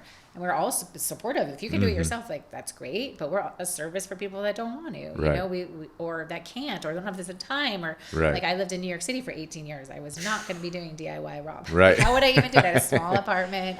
But I go to the butcher and like drag this stuff, Yeah. Well, years ago, I want to say this was probably 2013, 2014, 2015, maybe somewhere around there. My Doberman was much younger. Maybe this is 2016. Anyway, before I knew about you guys, my Doberman was way younger. Raw feeding started to become more prevalent. I was doing a lot of protection training for him back then. The people I was working with, training with, they're feeding their dogs an optimal diet, raw food. Yeah. So I got this nutritionist online. She would basically make a meal plan for your Yes, dog. yeah, I don't remember her name, but I signed up for her program. She would write a meal plan for my dogs, and then I would have to go source everything. Yes. Well, for me, I'm busy. At the time, I think I had just started up Canine Revolution. You know, I ain't got time to go around and get this. I have to go to all these different places. Yeah. You know, I'm a very convenience-oriented person. I'm trying to be time efficient. I have a bunch of things to do. I got kids. I got business. I got all this stuff to do. So the fact that I can order it, get it delivered, for me, that's perfect, you know. But I think for someone that can go around and do all that, that might work for you. Yeah, You know? no, and some people like to, and it's great. We support, like, hey, any way that you're feeding a healthier diet to your dog, like we support it. But again, it's just there's a lot of people that would even know where to begin and don't want to, you Right. know? Right. So it's Right. like, this is just a service Right. that we offer, and it's getting raw into more bowls. So, and we have to charge more obviously than what DI, Yeah. because we have to pay for the labor, you Yeah, know, like absolutely. we say, you know, it's, this isn't, you know, you're paying for the sourcing, the quality, the labor, the free, we ship it for free. I mean, these are all things that cost a lot when it comes to your doorstep. Oh, yeah. You know, Oh, yeah. but Absolutely. sometimes people forget. They want Well, to- one big thing I'm on too is where's the food sourced from? I want to Yeah. support America. I want to support our economy. Yeah. So, Yeah. you know, it's great to hear you guys Yeah. are doing that. Yeah, yeah. Are you able to name any ranches or things you're using? Do you know specifically? I wouldn't. I mean, it's tough for us because it's like, I feel like I would get in trouble by the yeah. other. Maybe I it got would be you. okay, but Yeah. it's just a competitive business. So, Right, you know, right. we try to keep that very, but it is all U.S. Right. and U.S. and New Zealand. Yeah, for those yeah, specific yeah, proteins.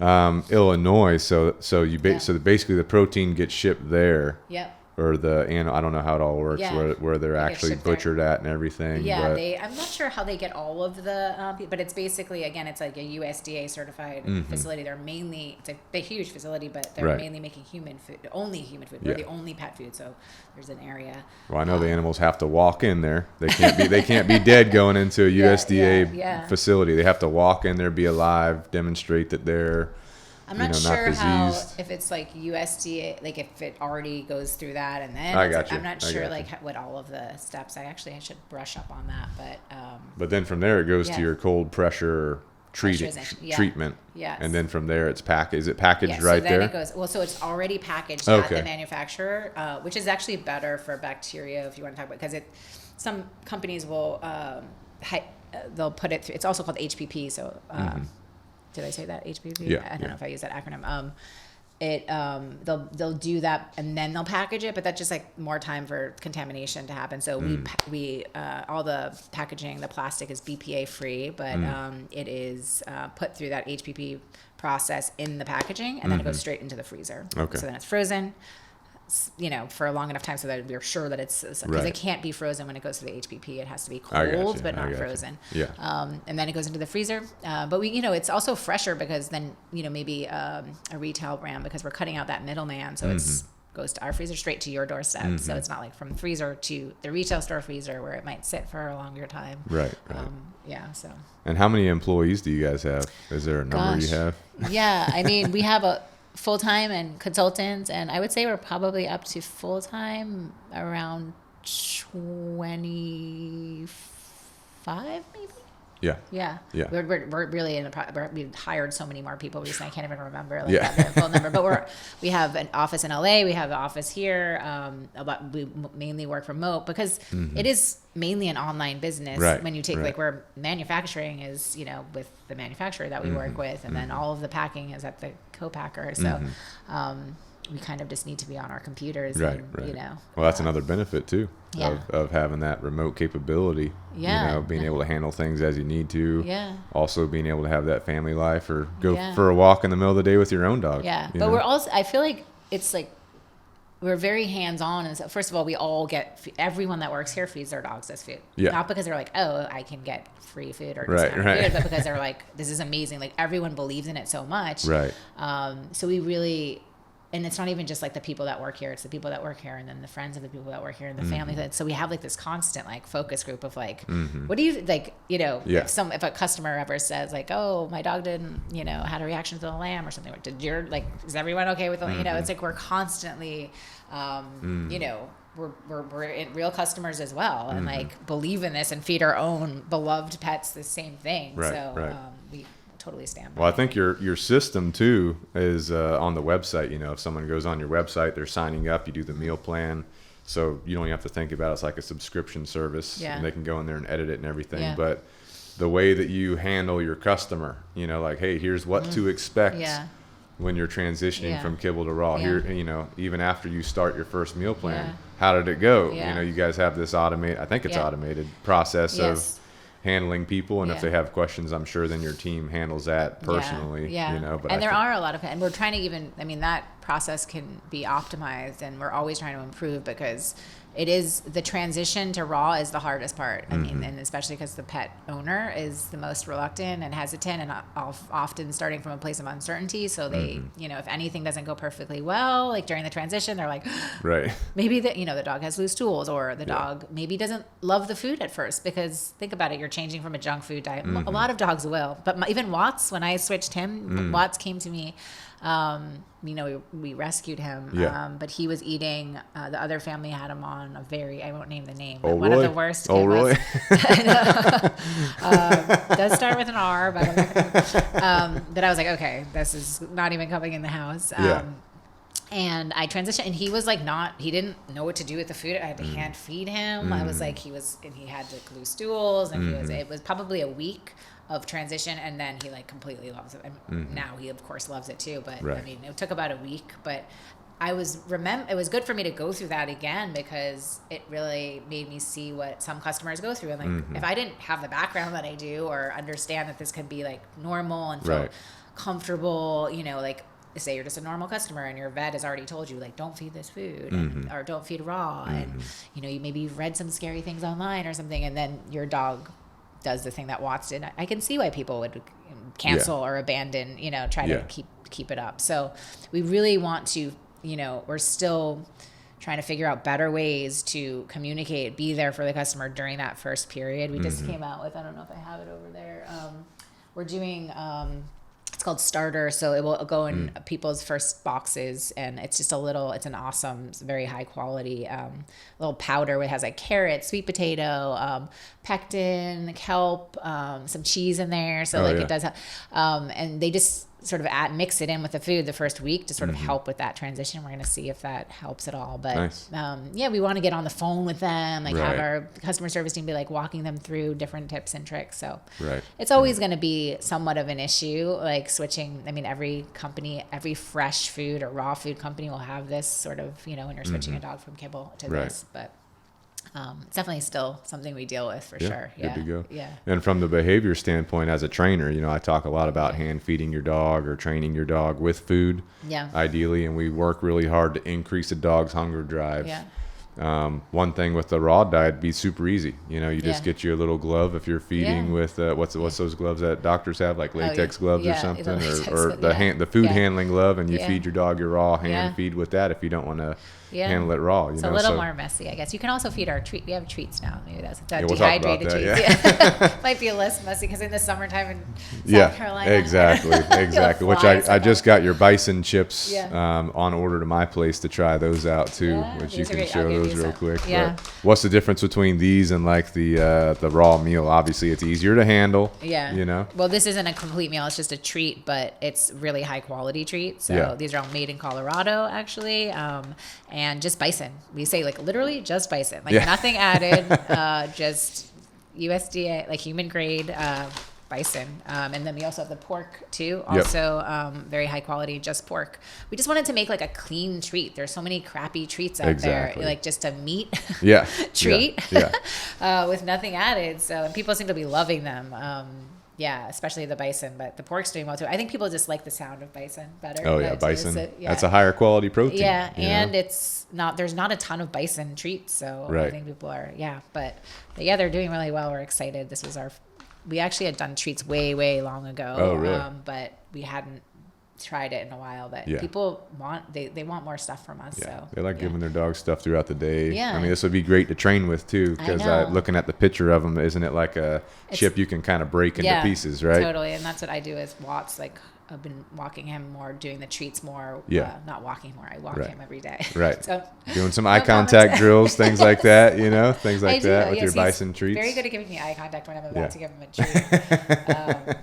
But it's amazing how well it works. But that's from you guys too, because it's funny. My husband Chauncey was saying like we hadn't been doing the treats for a while. Just, you know, he's been good. We used a collar once in a while, like, but he's great. Like ever since going to you guys, but he was like, you can tell that you guys worked with him on the treats Oh, because yeah. like he knows how to respond. Like, why haven't we been doing this? Cause sometimes he's still, he was least reactive to other dogs. Right, And right. just living downtown Charleston. You got a lot of stuff going on. Yeah, a lot of people, a lot of dogs, and he's 75 pounds. So when he wants to like go after a squirrel or a dog, you're like, oh, my arm gets hurt. But it's amazing with these because like dogs will be walking by and he's just like watching me. And, Right, absolutely. But didn't just come naturally. Like you can tell that comes from That's a the trained training. behavior. Yeah. So thank you. Well, you're welcome. One thing I wanted to bring up to you is for me personally, I like hanging out in the evening after we put the kids to bed. If you're a parent out there, you know what I'm talking about. Yes. You put the kids to bed, you get like maybe 30 minutes to an hour with you and your spouse or whatever. That's great. But like us, we like hanging out, watching TV. Yeah. And then I'm going to bed after that. I wake up super early. Yeah. But when I'm doing that, I like to let my dogs hang out, chew on something. Yes. I've let them chew on bully sticks. That's kind of my go-to. Yep. Have you guys thought about doing bully sticks or something like that? I love the bully sticks, and we used to do raw meaty bones, we did raw meaty bones. We also had rack bones. So rack bones are the weight bearing. So raw meaty bones, they eat the entire bone. You can consume the whole thing because it's like pliable enough. But the rack bones, recreational bones, are like beef knuckles or beef ribs, and those are great. So they chew the meat off, and then you pick up the bone when they're done, and you let them chew on it for a while, but you got to be a little careful. So we did that. It was tough though, because I do think it's like you're a certain type of raw feeder to know how to do that. It's not as mainstream because also you have people, the dogs take the bones and then they like bury it in the couch and then it's like spread. I mean, it's just hard. And then you have to that's an owner thing. You can't let your dog do that. I know. Well, they need you to come in. But it's just, it was hard it felt risky as we were growing to, tell people how to do it and tell it properly and what size dog could eat this one. But I would like to do maybe some more like dehydrated things that, could help with teeth cleaning. Raw diets, they have like naturally occurring enzymes that, better help. for your dog's dental health. Yes, but they still need something to be helping. Kibble does not clean teeth, though. That's not a true. That's a myth. Kibble cleans teeth. That's a myth. Yeah, because my vet told me that if my dog chews on the kibble, it is helping them. No, I mean, what the experts in this space will say is like basically that's the same thing as saying to a human like, go eat some pretzels, right? And that will clean your teeth. Well, here's the your vet tells you to eat kibble, your dog eat kibble so it cleans its teeth. But why does your vet say every 5 years they need to clean your dog's teeth for you? It doesn't make sense. You know what I'm saying? I think still, I mean, I don't know too much about the dental area with dog, but I do know that. There's a lot of people in this space that still think your dog might need to get like proper. It depends on the dog. Like I know bigger dogs tend to have better health, dental health, and the smaller dogs just genetically. Well, we know that dental health is linked to your overall health. Yes, So, I mean, just brush your dog's teeth if you want to, if you're like that picky about it. I give Watts, dehydrated chicken necks and like other things that he has to like chew on, which does help because it's very hard. He's the type of dog that's very hard to brush his teeth. He doesn't want his teeth brushed. I don't know. So. But are there any cons to bully sticks? Because I know there's cons to rawhide. We know that destroys rawhide. the. No, but bully sticks are great as long as your dog doesn't like swallow it whole. Like I don't know. I'm not a bully stick expert, but in this world, I know people love bully sticks and they're like very much promoted. They just smell bad sometimes. Yeah. Whatever. That's fine. A lot of things. You're a dog trainer. I'm sure you smell a lot of bad things. Dogs are animals. They're gonna smell. You know, so. Totally. Yeah. I'm not a big I let my dogs do their natural thing, so I don't really wash them a lot. I let their body naturally get the oils. Yeah. Now my dog has muddy feet and is trying to walk in the house. My wife will kill me for that, so I'll rinse him off with the hose real quick. But that's about all I do. Yeah, totally. Yeah. But I'm a big fan of the bully sticks. When I'm hanging out, they can do that to hang out. So I mean, good mental down the road for you guys, it might be another avenue or something. For sure. Yeah. But also I get my beef from a local rancher. Yeah. And I'll ask them like, hey, throw me some marrow bones in there, and I'll just give those to my dogs, and they'll chew the crap out of those things, So definitely good for that too. Good to go.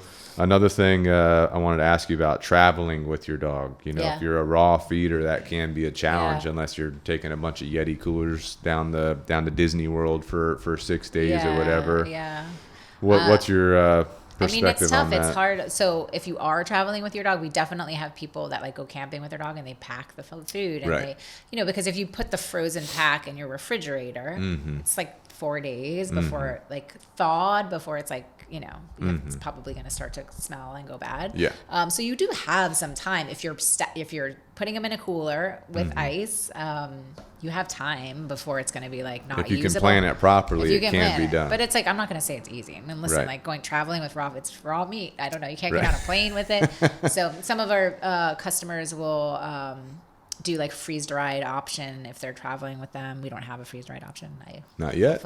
Not yet. But what would you recommend? Freeze dried option. Another company. Probably have to recommend Instinct. Okay. But there's tons of good ones. I mean, there's a lot. Freeze dried raw is actually a really great option because even though it doesn't have the moisture that frozen raw does, I think frozen raw is the best. It still has, the nutrient density is amazing. It still has like all of the quality because it's still raw. So it's a shelf stable, raw option. Right, so it doesn't look as good. Have you ever fed? I've seen it before. Yeah, it's kind of like put it in a bowl and you're like, I've used like the Stella and Chewy meal mixers for training before. Yeah. So it's like that. You add water to it. So a lot of people will do that. Some people will feed kibble when they're traveling. That's fine too, if I have fed my dog raw food for a while and then I'm going on a trip and I want to transition them to freeze-dried raw for that specific trip, do I need to transition them before I leave? Is it good to go cold turkey on it? I think it depends on how sensitive your dog is, but most dogs will be fine.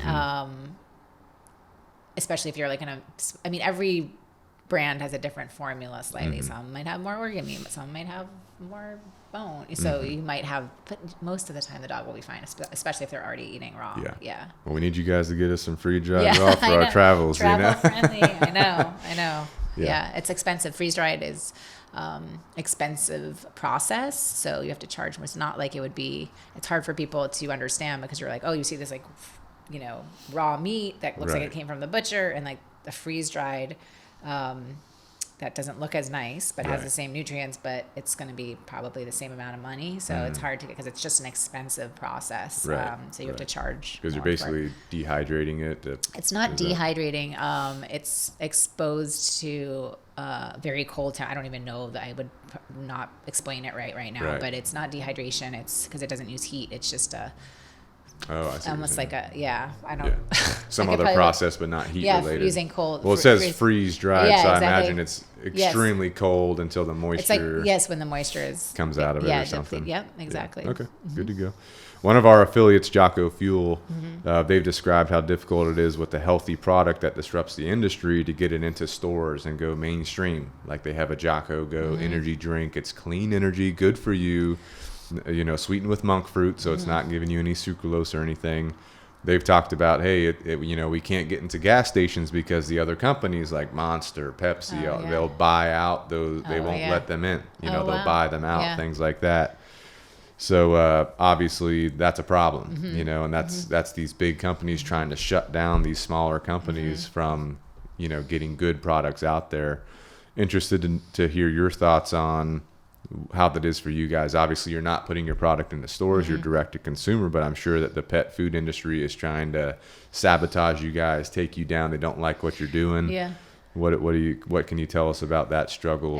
It's hard to say because like raw is the fastest growing segment of the pet food market, but it's also a sliver. Like Kibble completely dominates. So I don't think I think someone told me once like they're watching but they're not concerned really.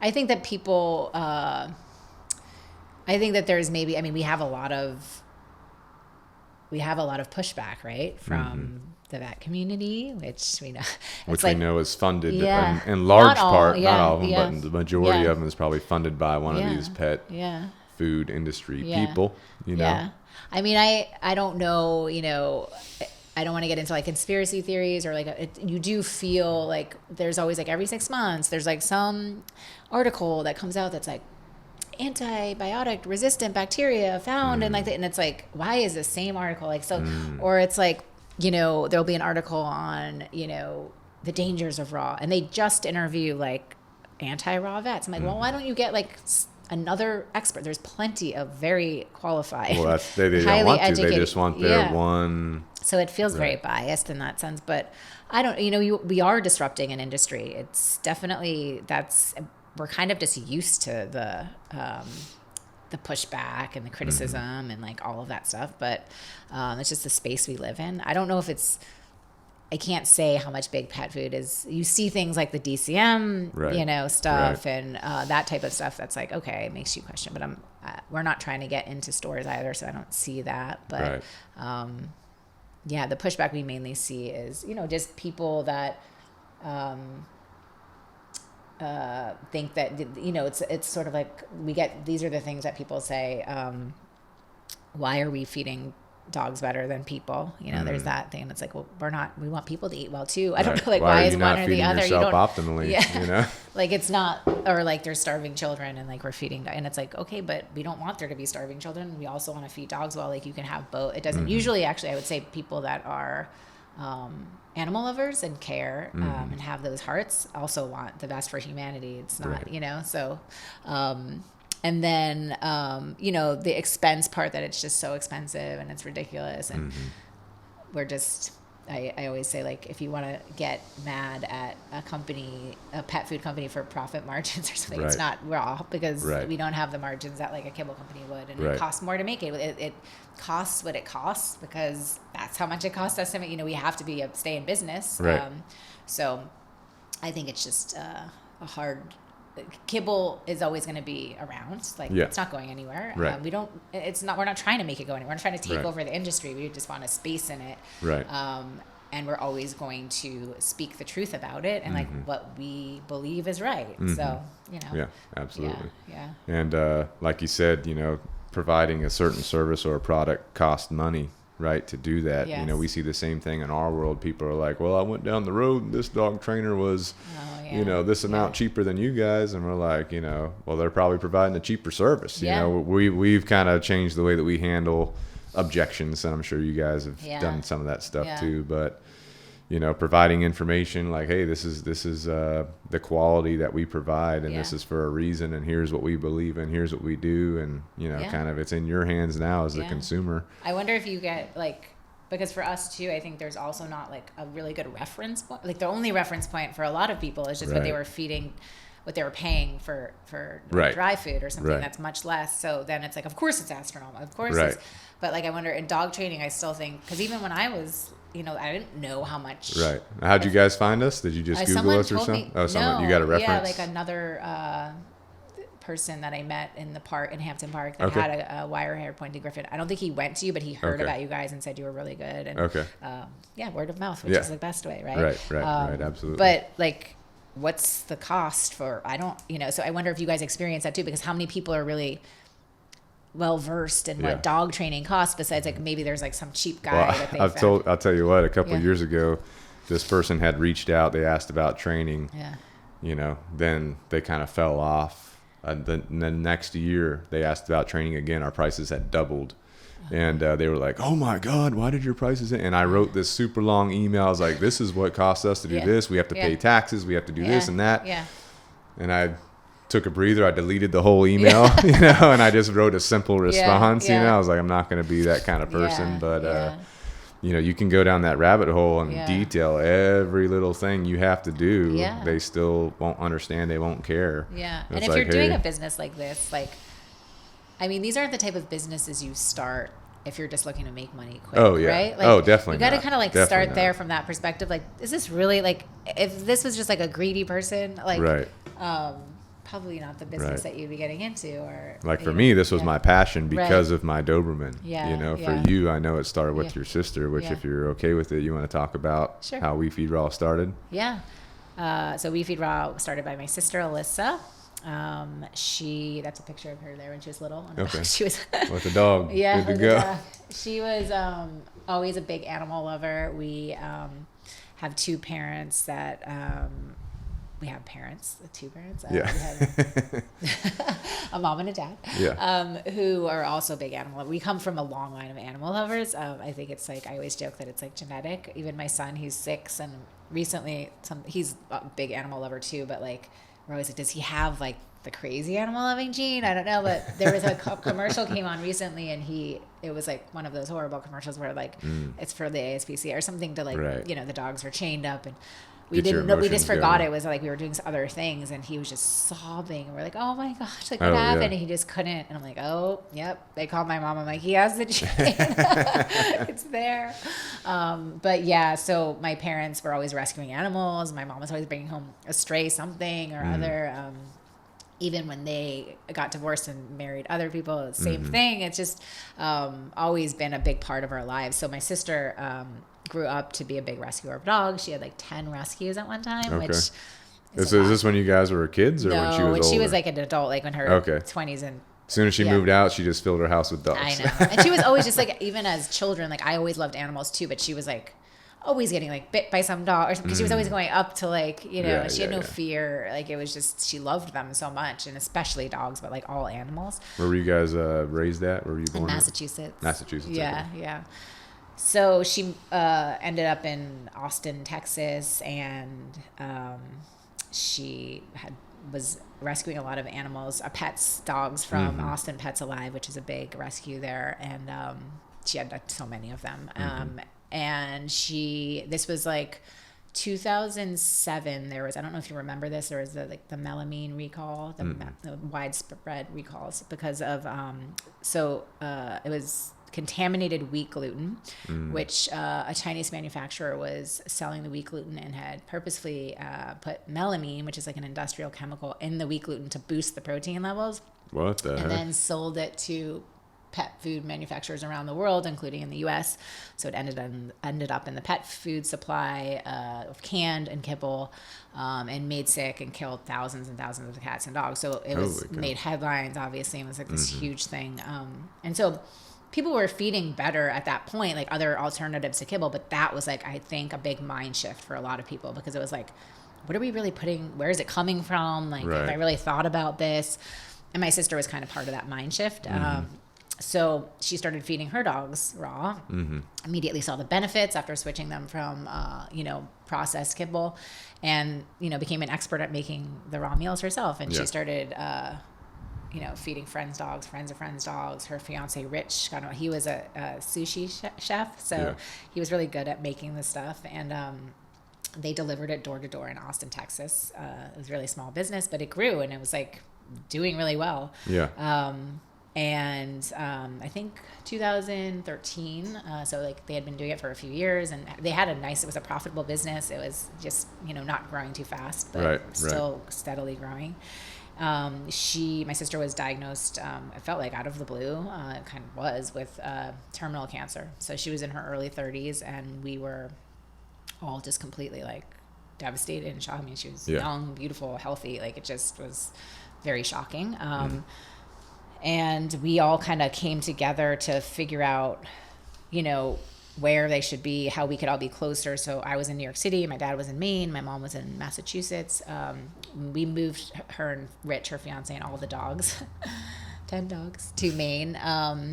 And she, at that point, moved the business online. So it was no longer an Austin exclusive business, but now was something she was like offering to the whole country and shipping directly to the door. So that helped to grow the company like a lot. Okay. Not like, Thanks. So she got that kind of infrastructure set. yeah. What year was that? Do you remember? That was so when did she died in at the end of 2014 on December 23rd. So I would say like from her getting diagnosed in 2013 to when she died, she did this. She made that change that fast. Yeah, Okay. and she, like, it was fast that she moved it online. And then she,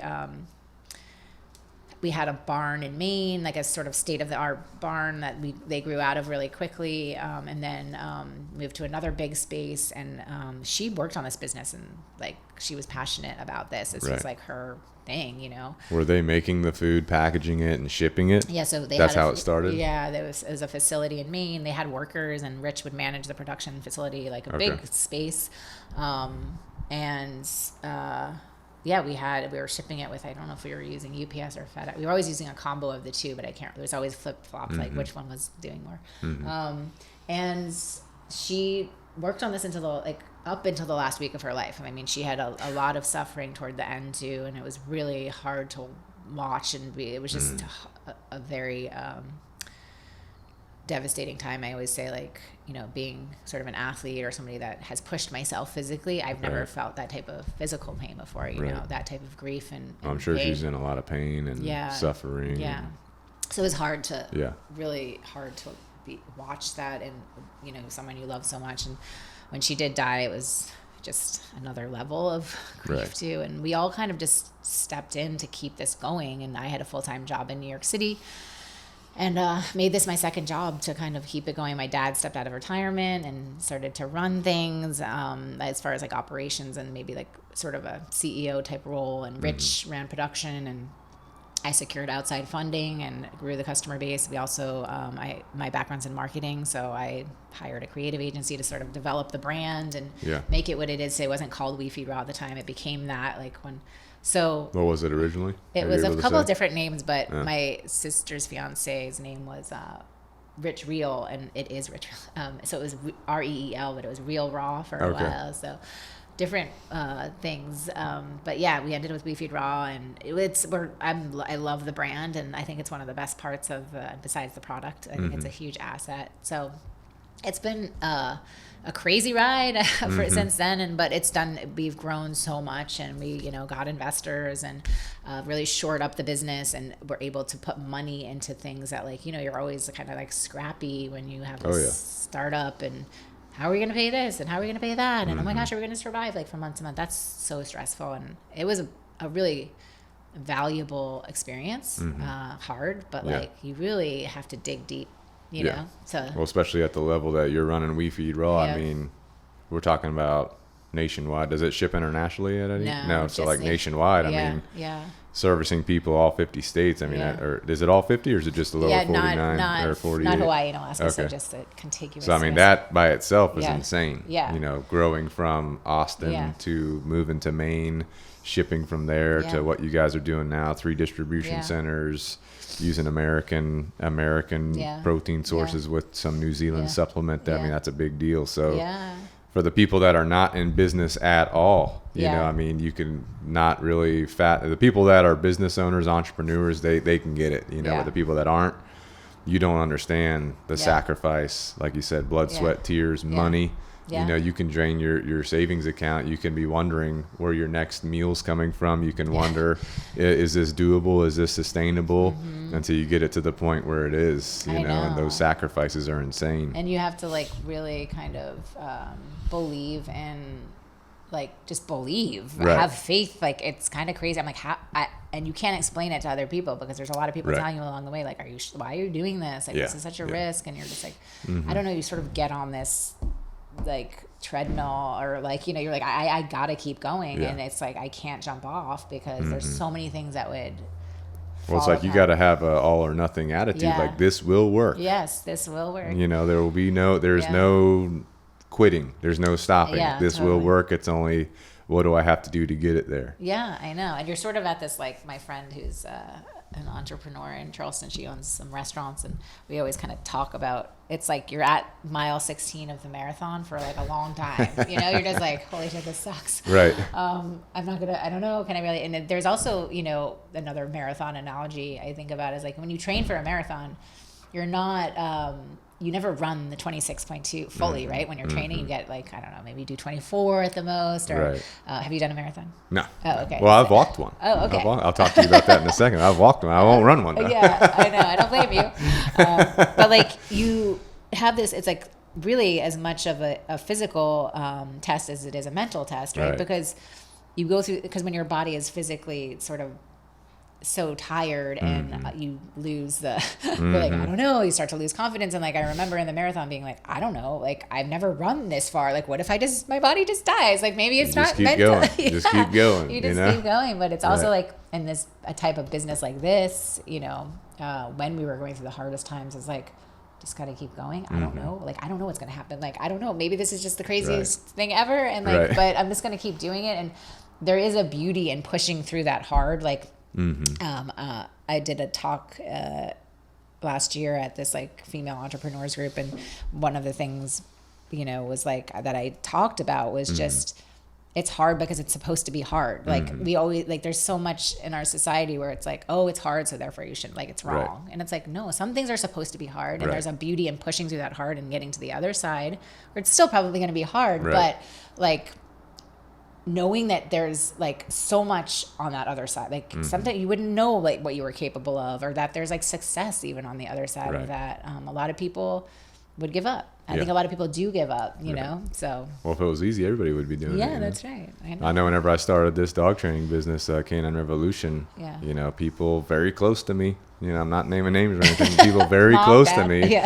Why are you doing this? How are you going to support a family? People, you know, and I started in California because I was stationed there. I was stationed in San Diego. And when I made the decision to get out of the Navy, I got involved with dogs, and that's kind of how the dog training started. And when I moved back here, because I'm originally from Goose Creek, South Carolina, they're like, you know, people in South Carolina aren't like people in California. They don't see dogs like people in California do, blah, blah, blah. I'm like, this is going to happen. You know, all the naysayers, you'll see, you know. And then we got to the point where it's like, savings are drained. Everything's drained. You know, I told my wife, I was like, hey, can you go work somewhere so I can keep getting this going? And, you know, then you get to the point where you have to, I had no business experience. I didn't even want to have a business. I was kind of forced into having my own business so that I could do things the way I wanted to do it, you know, and, so then you try to learn how to become a marketer. You try to learn how to do things, you know. Brand, you develop your brand. You try to learn how to do accounting, then you figure out you can't do that, so you might as well outsource that, you know. Totally. But, you know, the brand thing, like you talked about, which is a big deal. And then, you know, finally you get to that point, if you can keep going, if you don't give up, where it all starts to come together, and you're like, okay, this is actually happening. And then you kind of just start expanding, and you're like, oh shoot, I need to hire people, I need more trainers, I got to train people, I got to do this, I got to do that. I know. And it just goes from there, you know. But delegate, right? That's the hardest thing. Exactly. But getting to that point is scary. And that's what stops most people.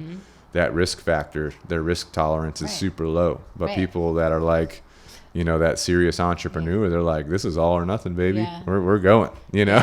I know. I always like, I talked about this on like the Meat Mafia podcast we were talking about, but you know how people will often say like, oh, is this a gift your sister left you? And I do think it was a gift, but not in the way that like you would normally expect it. Like, here's like all this great successful company with like, here's $100 million or something. Like, no, it was like hard work, lesson after lesson after lesson, digging deep, learning what I'm capable of, believing in myself, getting so much confidence because of like I achieved things that I would have never pushed myself to do. That's the gift. And I do feel like it's a gift because of that. And that's like a real meaningful gift more than any type of money or, you know, like, so I do feel like this has, and I don't know if my husband, because, you know, he was the COO for a while, would agree totally. Like, I'm still like, do you think it was a good thing yet? And he's like, I don't know. Still, jury's still out. But because it was a lot of hard work. We were a married couple doing this together, too. So it was extra risk, right? People being like, wait, you're putting all your eggs in one basket. He didn't really have a choice. I kind of forced him into this. But I don't know. There was definitely, as much as there was like the drive and the faith and the belief that this was going to work, there was something else that, like, a little bit of something else that was like, I can't put into words. That feels a little bit like Matt, like something was making me, like, giving me that little extra push that maybe it was my sister, I don't know, that was like, you can keep doing this, you know.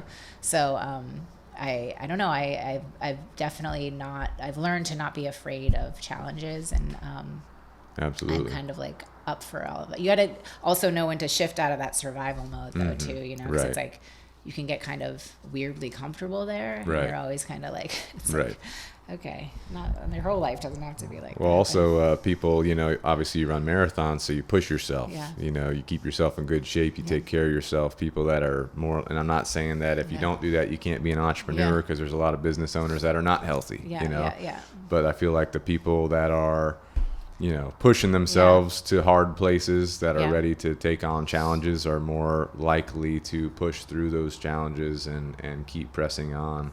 And I talk to a lot of, you know, I talk to a lot of entrepreneurs too. We interview entrepreneurs on the podcast because as a business owner starting out, I had no idea what to do or where to go. So I like hearing the stories of how people started and things they learned along the way to try and get to a path that they're performing better. You know, what were some things when you first jumped into the entrepreneurship that you learned maybe the hard way, or were things that were valuable to you that might be valuable to someone starting a business or new in business? I mean, I would say, like, I don't want to, because the entrepreneur part is definitely true, but I also had like help from on the business side of things, like with my husband having an MBA and like him sort of like, I didn't have to, I wasn't doing the P&L or like, I mean, I was part of like freaking out over like every other, I was always there for that anxiety support.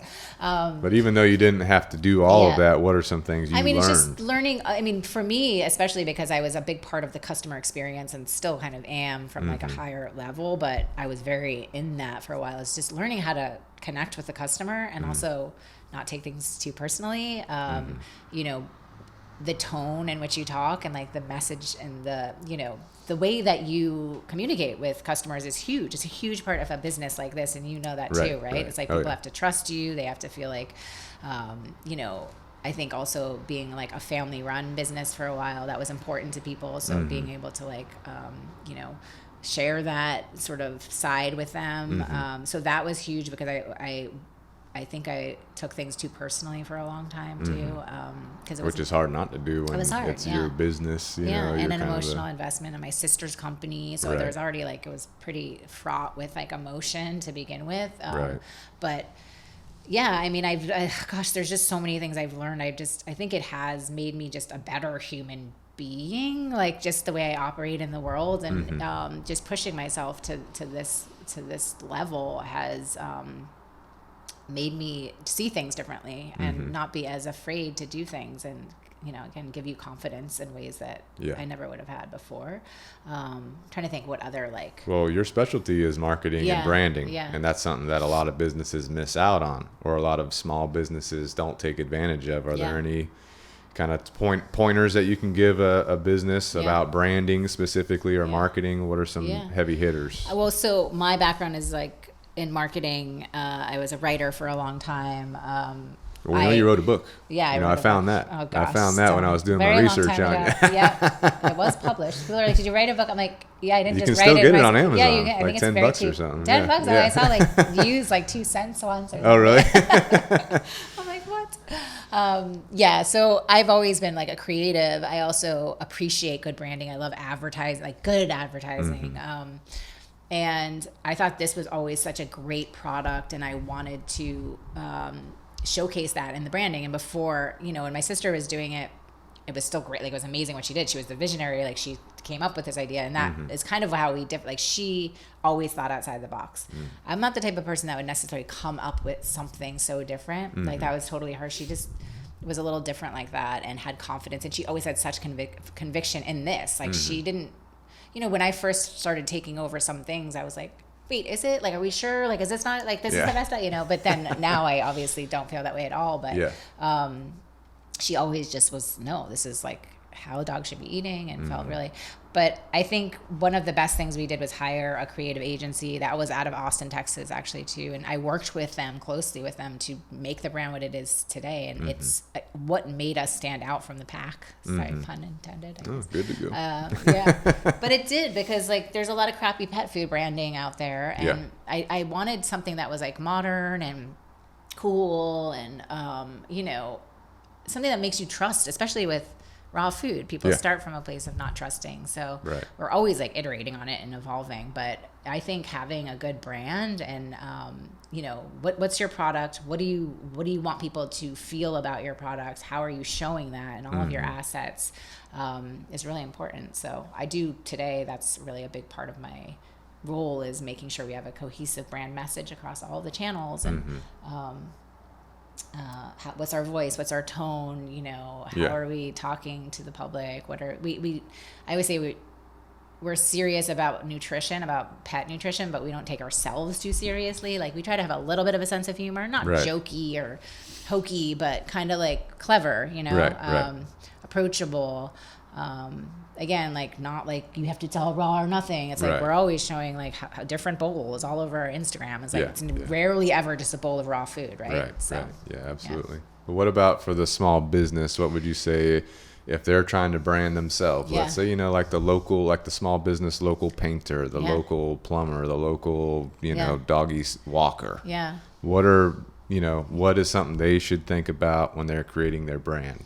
I would say like the best thing is to find other companies and brands that you really look up to or like, and they don't even have to be big, but like someone like the coffee shop down the street, like, do you like their branding? Okay. Like it doesn't even have to be in the same category. I mean, I still to this day look at what other brands are doing in different categories in the health and wellness space, or, you know, even another, you know, food brand, or, you know, it doesn't even have to be a consumer goods. Like I'm always looking at what other people are doing and that I like, because you can get so many ideas from that, and it's just a great way to, you know, get inspired yourself. Yeah. Yeah. So yeah, I would say that's probably the most important thing, is Yeah. like doing that, looking at what other people you like, other brands you like and look up to are doing, and not copying that, but Right. you know, Formulate getting your own inspiring. mix. Yeah. Yeah. What about marketing? Is there any big, like, heavy hitting tips that you have for like marketing? I mean, I think it's different for every industry too. Right. We've found, and we're also a direct to consumer, so it's going to be different for, you know, I went to a trade show, well, the biggest trade show in North America, pet trade show in Oh, wow. Vegas last Oh, Vegas. year. Oh, Yeah. good time. Yeah. Yeah.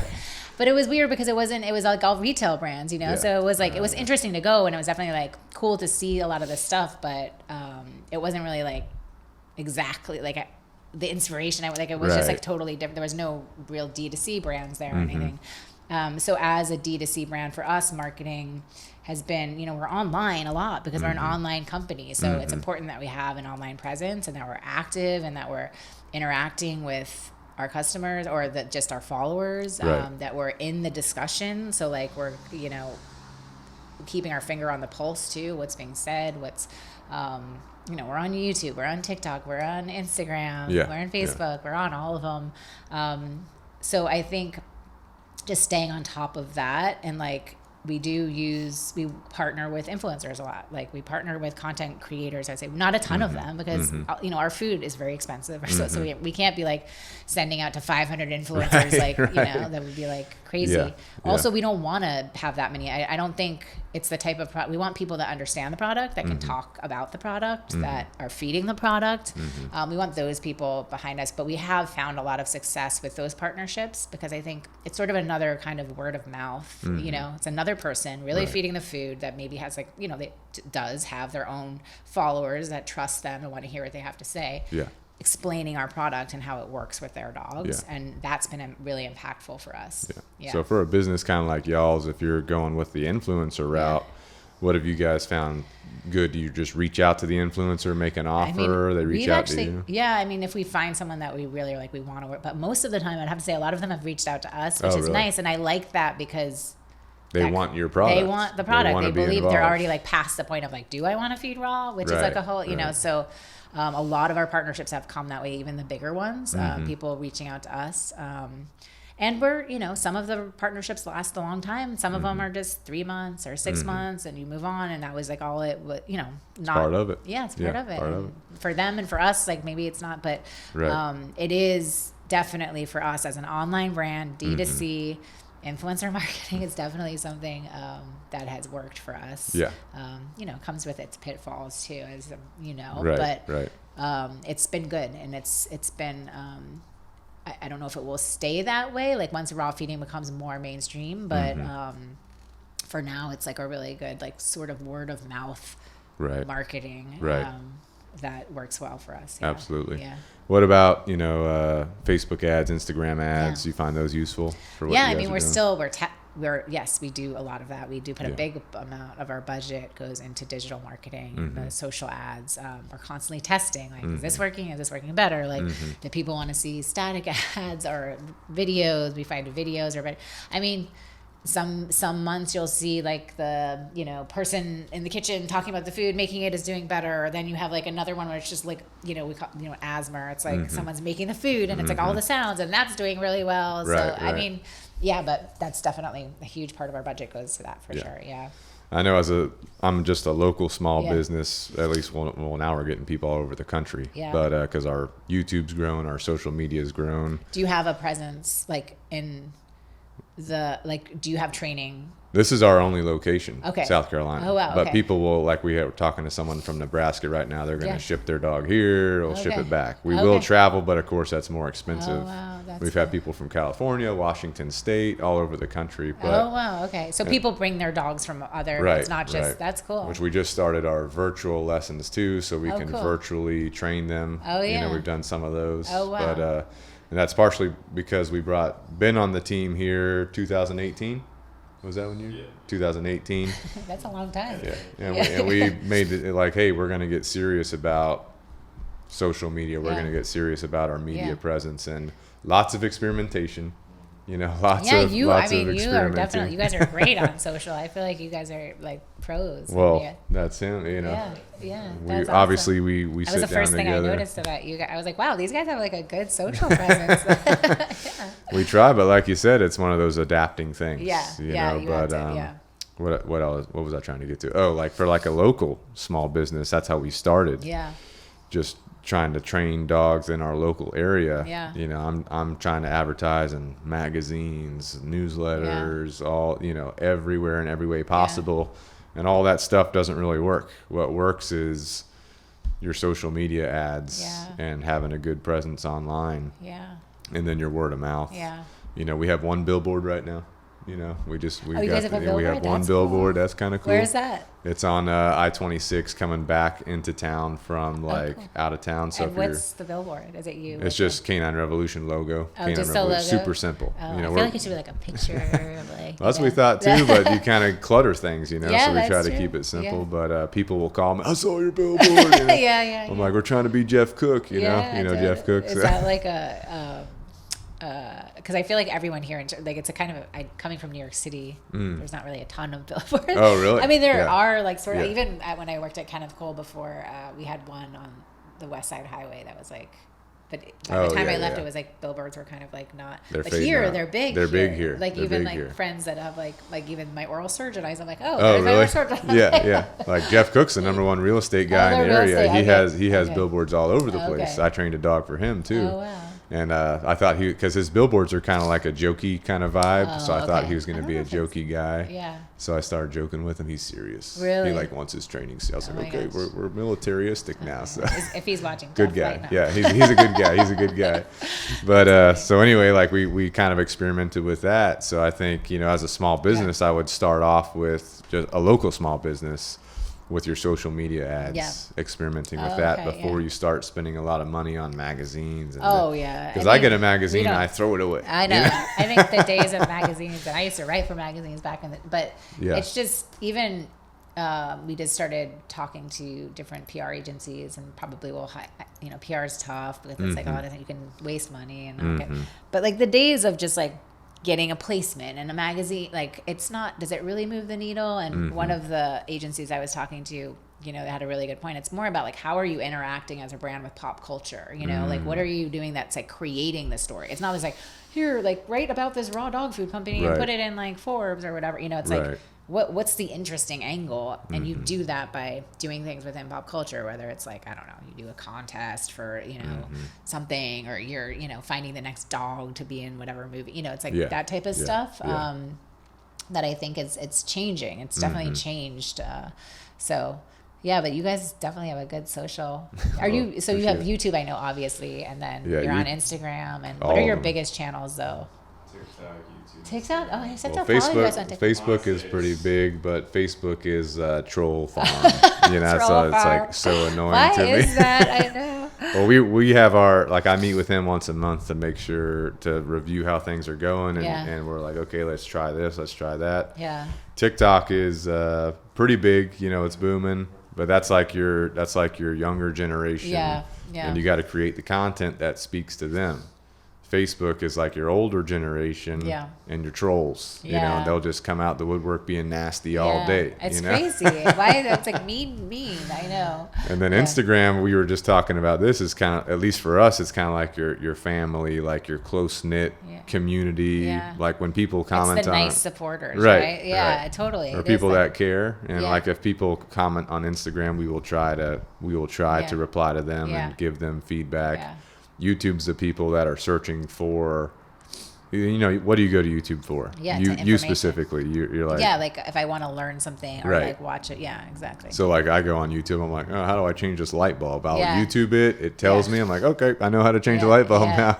Same thing with dog training or dog food. And so I bet tons of people are searching for that. Oh yeah. Because you are like in such a desperate place by the time, well, not all people, right? Like, so I do think like now that I've gone through the proper dog training, which I never had done before, and I look back, I had an English bulldog for 12 years. Okay. I'm like, gosh, I wish I had trained that. You know, you probably are like, don't bring an English bulldog to the most stubborn. I mean, she was amazing and so sweet, but I also had her in New York City. I think it's hard to have a dog in New York City. Like she was scared of a lot of things. And, but she was so stubborn. I couldn't, it was like walking a statue, you know, she put the brakes on. She bulldogged you. Yeah, she bulldogged me. She was the boss. But I do think now that when we got rescued Watts, and he's an amazing dog. He's loving. He's great with my son. Like he's gentle with people. If you put a leash on him, he was so reactive to other dogs. He was like ripping my own. He had never probably been on a leash, and he wasn't. He just wasn't.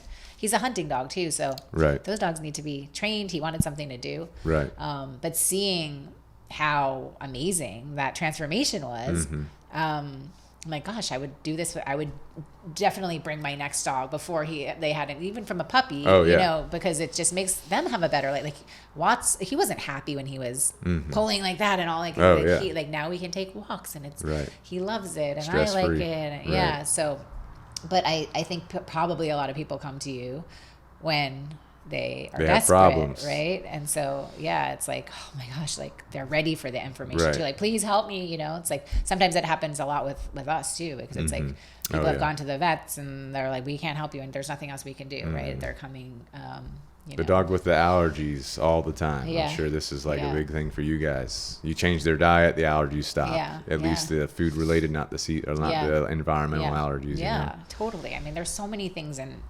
processed, ultra processed food that could be causing that. And, you know, kind of. Like, right. Of course. Absolutely. Like, we have corn. Corn is like I think it's the most used ingredient in dry food, and it's like the lowest grade of corn. So then you have these like aflatoxins, which are like the molds contaminants. It's so bad, cancer causing. I mean, all of these things that they're being exposed to. It's really crazy when you think about it. It makes sense. To feed your dog raw. Yeah. You know? Or to just even feed them a healthier dog. Like, it's like, okay, if you don't want to go all the way to raw, which I think is the optimal, obviously, there's other things you can do, and you can also be just adding things to the kibble, so they're not just only eating ultra processed for every meal. They're getting some fresh ingredients in there, which does make a difference. You know, even if I tell people, like, feed some of what you're eating, or leftover, you know, vegetables, or like chicken or whatever, you know, add it to their bowl. It will make a difference. It really does. Right. Yeah. Absolutely. And like one of the big things I've been trying to do in my world is education. Like, hey, before you even get a puppy, let's make sure that puppy comes from a good breeder. You know, of course, we want to rescue dogs too. Yeah. We understand those dogs might come with some history. How can we resolve that quickly versus, you know, making them suffer longer mentally, you know? So like trying to get that education out there. We're working with a local breeder right now. She's got us assessing their puppies 2, 4, 6, and 8 weeks of age. So we did the 2-week assessment. We put that on YouTube just yesterday. And, you know, people are commenting, I didn't even know you could look at puppies and analyze behavior when they're 2 weeks old. So you can tell from that. Oh, yeah, absolutely. What do you like? What do you assess? Well, just some of the big things are obviously when that age, you know, they can't do a lot, but their eyes are opening, their ears are opening. They can start smelling things. They can start feeling things. So there's certain things you want to stress. You know, stress is good at a good level. You don't want to overly stress a dog. Like when you're training a marathon, you're stressing your body to a certain degree. You recover, you stress it some more. So like same thing with the puppy. So at 2 weeks old, I want to handle them, pick them up, turn them around, pet them, move their jowls, get them used to their teeth being touched, their paws being touched, their toes. And so if how they react to that. I mean, they might squirm and you make them tolerate it for a minute. Then you're like, hey, you're all right. You put them back down, and it's like that opens up more neural pathways in their brain. So now they're going to be a better performing dog when they're older. Okay. It's already getting them used to those types of things. Okay. But also we're looking at how they interact with their litter mates. And I don't want to go off on a tangent here, but no, it's cool. if you have like 3 puppies, for example, that must be together. Yeah. And they're laying on top of each other. Yeah. That could be an indication that puppy could be nervous or more insecure when they're older. Yeah. So you want to foster the ability for that puppy to be more confident. Right. So you separate those puppies in their breeding box, their brooder box. Okay. And if they get back together, that's fine. But then you separate them again. You're making them work. You're making them be alone a little bit. Okay. Healthy separation to build that confidence. But you might have one of those puppies out of those 3 that prefers to be by itself. Okay. That's a good indicator that puppy could be more confident or independent as they mature. So kind of things to keep track of as a breeder. Yeah. And we've done a bunch of podcasts on how to raise a puppy. If you're a breeder, what should you be looking for in the parents of the puppies, and how should you be handling those puppies as they grow older? So, we put out that content all the time. What percentage of your dogs that come to you guys are rescues versus it's such a mixed bag. I can't really say. We have people will ask us now. They'll be like, hey, I want to get a Bernedoodle. Where do I get that? I want to find a breeder. We have a breeder in Greenville.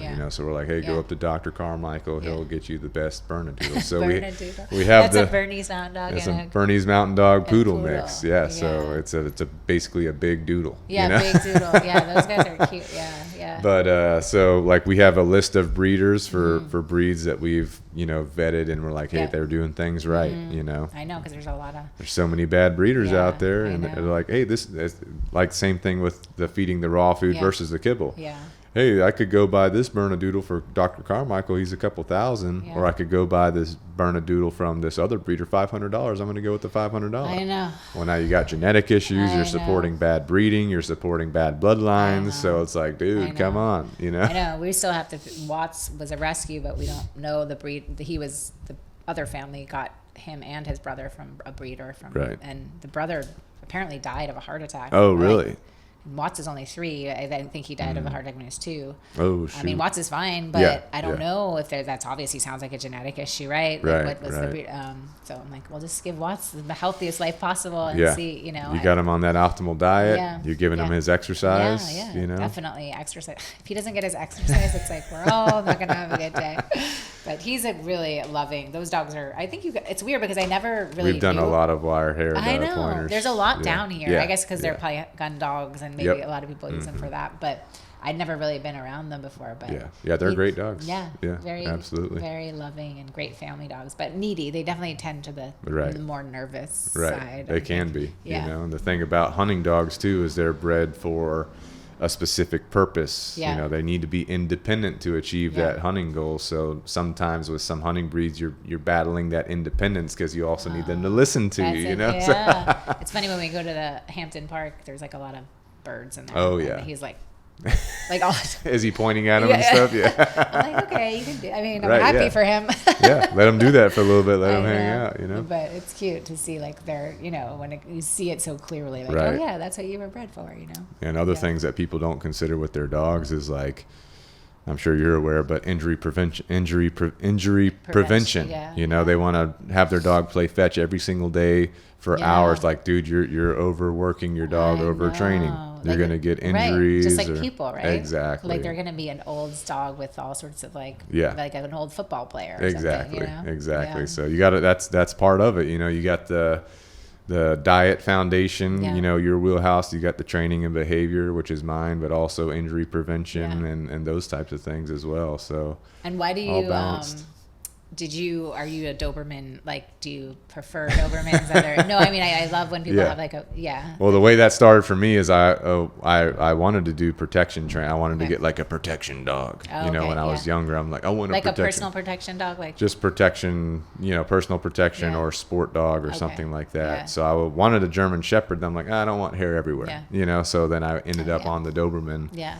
The downside to the Doberman, if you're going to do it like a lot of the breeders want it, is you got to do the ear cropping, which is a controversial topic, so here we go. Yeah. But that's the only downside to the Doberman. But I love Dobermans, you do have to be careful because with the deeper chest, you can get bloat, those types of things. Yeah. So that's all part of consideration. Raw diet is supposed to be helpful with that because it's not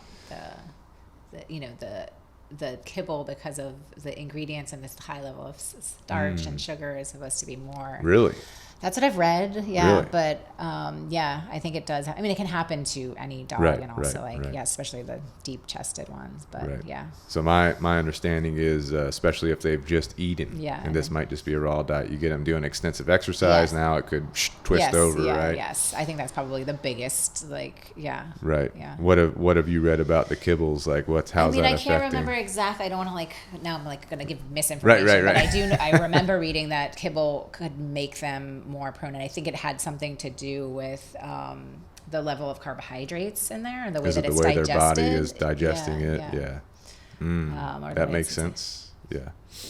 I'm pretty careful. I feed my dog. I make him rest either on their spot or their kennel for 20 to 30 minutes until we go out. After we eat, we do a moderate walk. We don't do intensive exercise until our food's well digested, So what do you subscribe to yourself as far as your own nutrition?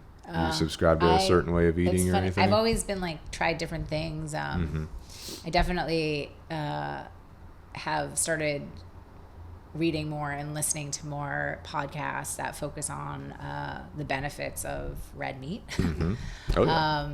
Which I used to not like. I've gone through all, I've always been a healthy eater, but I tried raw vegan for a while. That was impossible. You can't be a social human being and eat raw vegan. You got that out of the way. Yeah, so. I did vegetarian. I didn't eat red meat, which was weird. I don't even know why. But always whole foods. Really focus on whole foods and less processed foods, which you're going to feel better. I feel like there's all of these different ways of doing things. Right. But if you're eating less processed foods, you're eating better than most people, and you're going to feel better.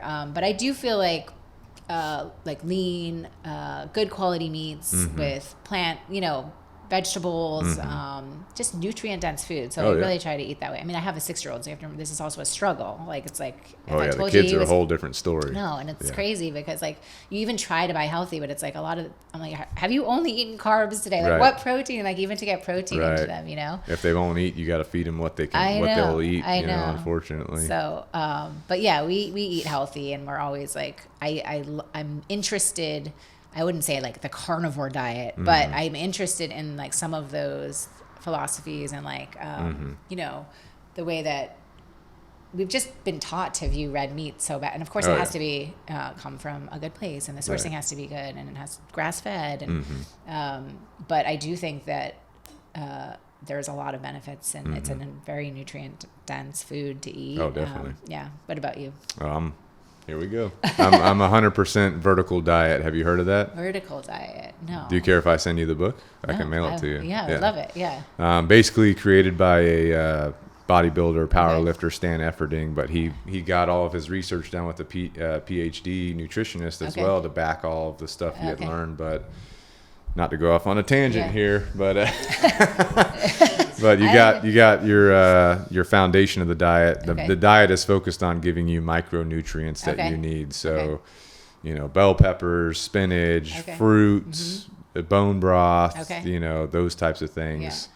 Your protein sources are like a lean red meat. Okay. So top sirloin steak. Okay. 96, what percentage of? 96 4-ground beef. Okay. Venison. Yeah. All the stuff you got in your meal plans. Bison. 100%. Some chicken, although chicken's weak in micronutrients for humans. Okay. But your red meat from ruminant animals is going to have the majority of your micronutrients, and then you can get extra carbs from white rice. Yeah. you can kind of increase that. One potato a day for potassium, 1 carrot a day, cranberries to support your thyroid with your iodine. Anyway, going off on a tangent here, but I'll send you the book if you don't mind. That's great. And so you can eat read this. This is like you're strictly following this. I mean, tonight I'm having pizza. After this, I'm going to jujitsu for 2 hours, and I'm going to go crush a pizza. But I've already gotten in my my vertical diet for the day. So you can have some cheat days. Exactly. Moments, I don't want to say I love ice cream. I love pizza. I love food, but it's got to be in moderation. I haven't had pizza in like 2 months, but I'm going to crush some tonight. You can guarantee that. Pizza never gets old. Totally. But I will say, ever since I got on the vertical diet, game changer. Optimal nutrition. I can tell the way my body processes food, my energy, my recovery. That's crazy. So I definitely recommend checking it out. I would love to, he's big on, the creator of the vertical diet's big on getting your blood work done too. So I got my blood work done last year, figured out, because before that I was more carnivore-ish in my eating. Okay. So you feel you were eating too much, like did you feel like on the carnivore diet or carnivore-ish diet, did you feel... I felt good. You felt good? My blood markers were not good. So what was high? My ApoB was high, if you know what that is. It's like your indicator of cardiovascular disease, cardiovascular risk later in your life. Yeah. My testosterone was in the tank. Wow. I was having a bunch of other stuff going on, so I started freaking out. So my doctor, that's a telehealth doctor, reviewed my blood work, made some modifications. I was like, hey, I want to do the vertical diet. He was like, that's a good idea. So I did that. 6 months later, and the vertical diet's also about lowering your blood pressure. So below 120/80, I check that once a day, at least twice a day sometimes. So you're a biohacker. 100%. Getting my 7 to 9 hours of sleep. Before that, I was getting 5 hours of sleep. That's probably me now. You got to prioritize it. It's so hard. But, and what does like a typical day of eating look like for you? Yeah. So for me, I get up 3:30. 3:30? Oh my gosh. Because I got to get my workout in before my kids get up. Yeah. So listen, I get up at like 5:30. So it's 2 hours later. Though. Yeah. I'm going to be at 5:30 here in about a year once I move my business a little bit. Yeah. But so I get up at 3:30. I have an apple, a banana, and I have a little bit of pre-workout, Jocko Fuel pre-workout. Go to the gym, hit the weights, do some cardio. Okay. Go back to the house. I cook 96 floor ground beef, spinach, bell pepper, 1 potato, mix all that together, eat that with some carrots and bone broth. Nice. Salt it to taste, because a lot of humans don't get sodium they need, so you need that sodium. And then for lunch, I'll have usually some kind of top sirloin with rice and another apple. Okay. And then my afternoon meal will be like some Greek yogurt, because the probiotics are good for you. Plus, it's got protein in it with some fruit and a scoop of Jocko protein to get a little bit more protein in there. Because I try to keep my protein meals somewhere around 50 grams for me per meal. Okay. Then my evening meal is white rice, some potatoes, 2 eggs for the micronutrients, and then top sirloin as well. That's usually. So you're still having like a lot of meat. Oh yeah. Like, but what were you doing before? Like, was it just all meat? Like, all meat, just a lot more meat, and like fattier cuts. And the fattier cuts is what will raise your ApoB. I see. So it was maybe the fattier cuts. Right. So I went to lean cuts of meat. And that changed it. Right, that basically is what brought that down. Plus the micronutrients that you get from the bell peppers, the spinach, the fruit, and all that. And the bell peppers are key. It sounds like you're. Well, potassium, So. Yeah, but you hear about this spinach, and like, do you follow Paul Saladino? Oh yeah, I used to. He's like, oh no, you he's anti. Well, that's who I was eating about. That's who I was following. That's who I was following. Yeah, so I went wrong with him, but that's funny. But yeah, you get on the right path, you're good. Yeah. But like Stan Efferding talks about cooking your bell peppers, cooking your spinach, because that makes it more bioavailable. Not cooking your carrots, so you get that. Your eggs, you want the whole egg, not just the egg white, because the yolk has the. And my dogs eat the eggs too. I got chickens all over the place. Oh, that's amazing! You guys have your own chickens. Absolutely. So I've got a chicken right now that delivers her eggs to my front porch. So I'm just like, let's go. Amazing. Walk out there. You need a YouTube video on that one. And then She pays her own rent. She's like, I'll throw a raw egg in the dog's food with the We Feed Raw with the shell and everything. They eat the whole thing. Yeah. You know, Yeah. I won't do that because I've tried that before. Not good for me. But did you get sick or something? Salmonella. Yeah. Oh, you did? Yeah, Even from your own eggs? Well, this was when I was doing store-bought eggs. Oh yeah, because your own eggs you probably would. I don't eat raw eggs, but I'm just saying I do. Yeah. My dad, when he lived in Maine, we had a bunch of chickens and you were doing that raw eggs? No, but I just know that the eggs are. It's just less likely to have salmonella and farm from your own. Right. Yeah. Well, that was when I was doing store-bought eggs, so maybe that was what it was. But you probably have bad memories, so maybe it's not worth the risk. But anyway, I'm all about optimizing what you're eating, optimizing what your dog. But I'll send you the book if you're cool with that. No, it's. I would love to. I love that. I totally nerd out on all that stuff. I listen to all the podcasts. I'm super into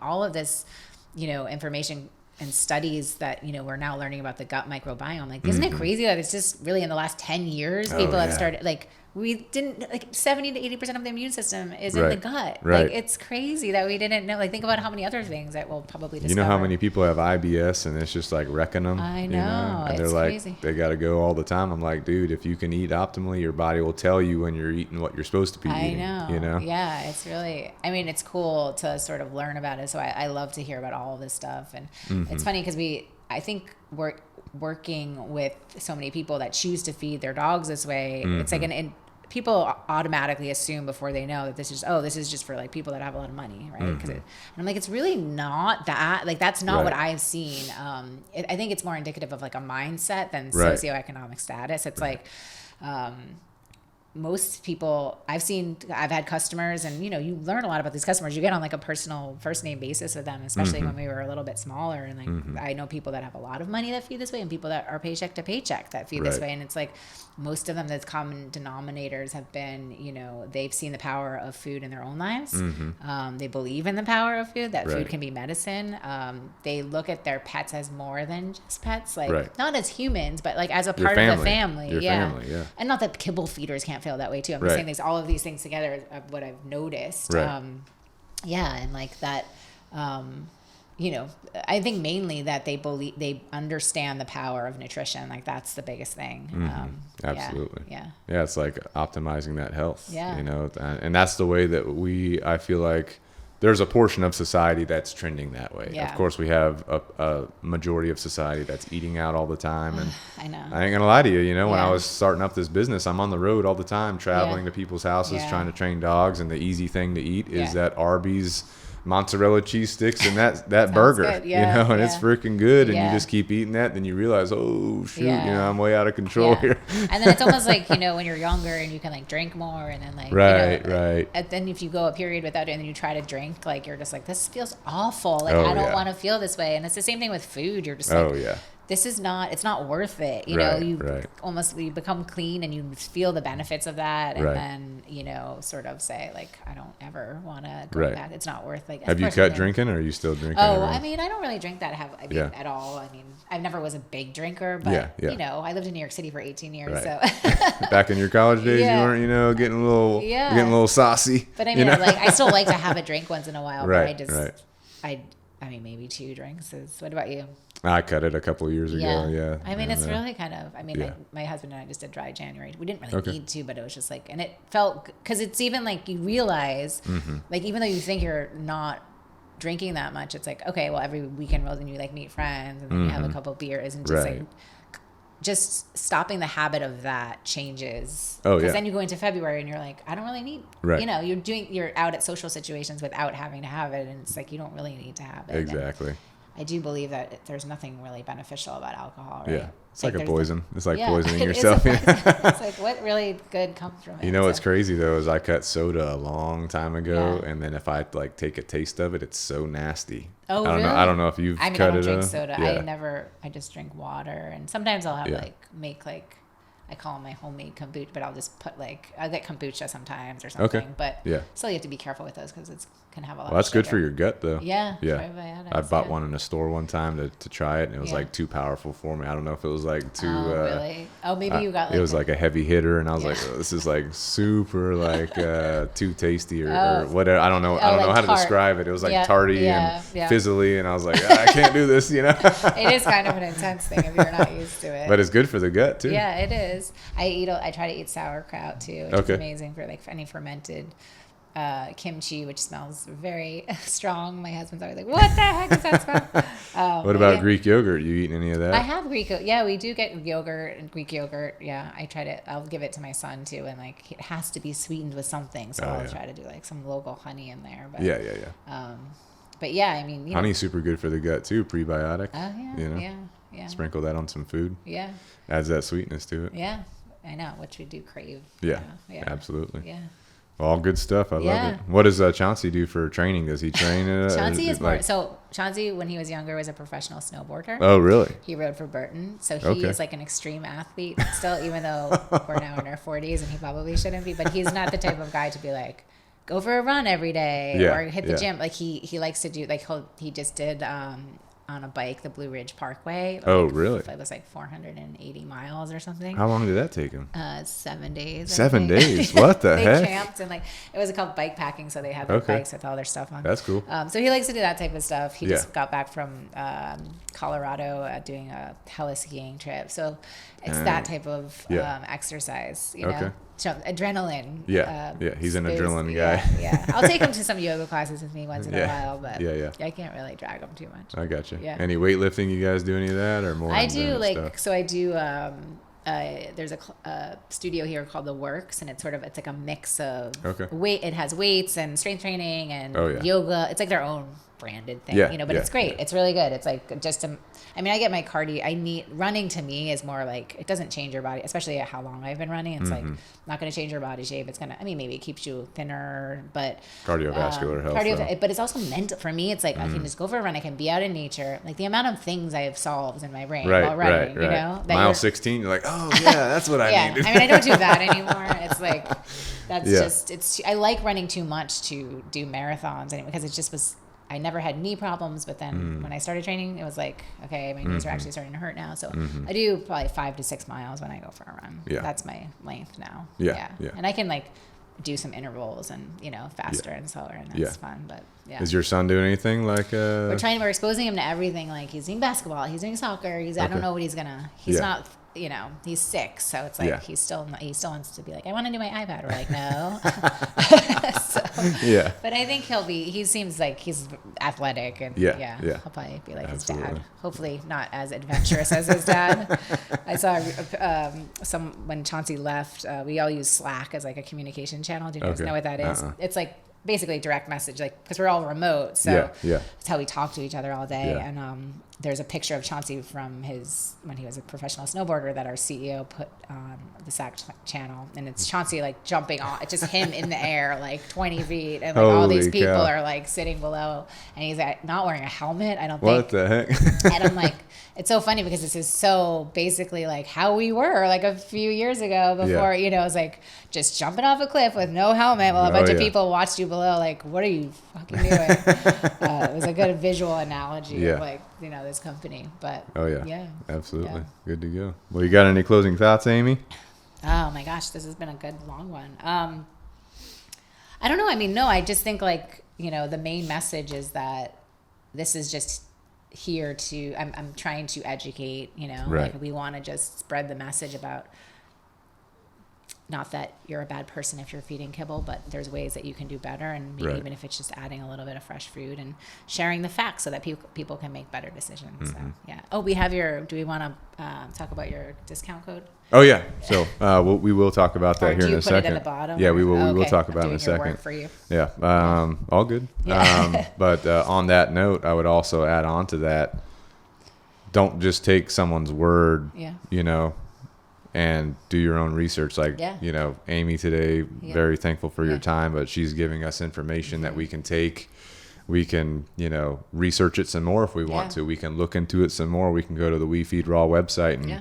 dig into some of the research you guys have already done and provided Yeah. to us, and not just take the word of the pet industry, not just take the word of our vet. Our vet is a good person. Yeah. You know, most vets are. I'm sure there's some out there that are malicious, but No, most yeah. I don't actually know any malicious vets. I feel like you get to go to. I've heard some horror stories. I've heard some horror stories, but you know, most of them out there, they want good things that maybe they just need some information themselves, and you know, push back a little bit if they're saying something that maybe you've heard something different and get some other perspectives, or you know, same thing with your dog trainer or your nutritionists. You know, try to get all the information and do your own research and figure out what's best for you and your dog. And like I said earlier, don't be afraid to try something. You know, if you're going to try raw, give it 90 days.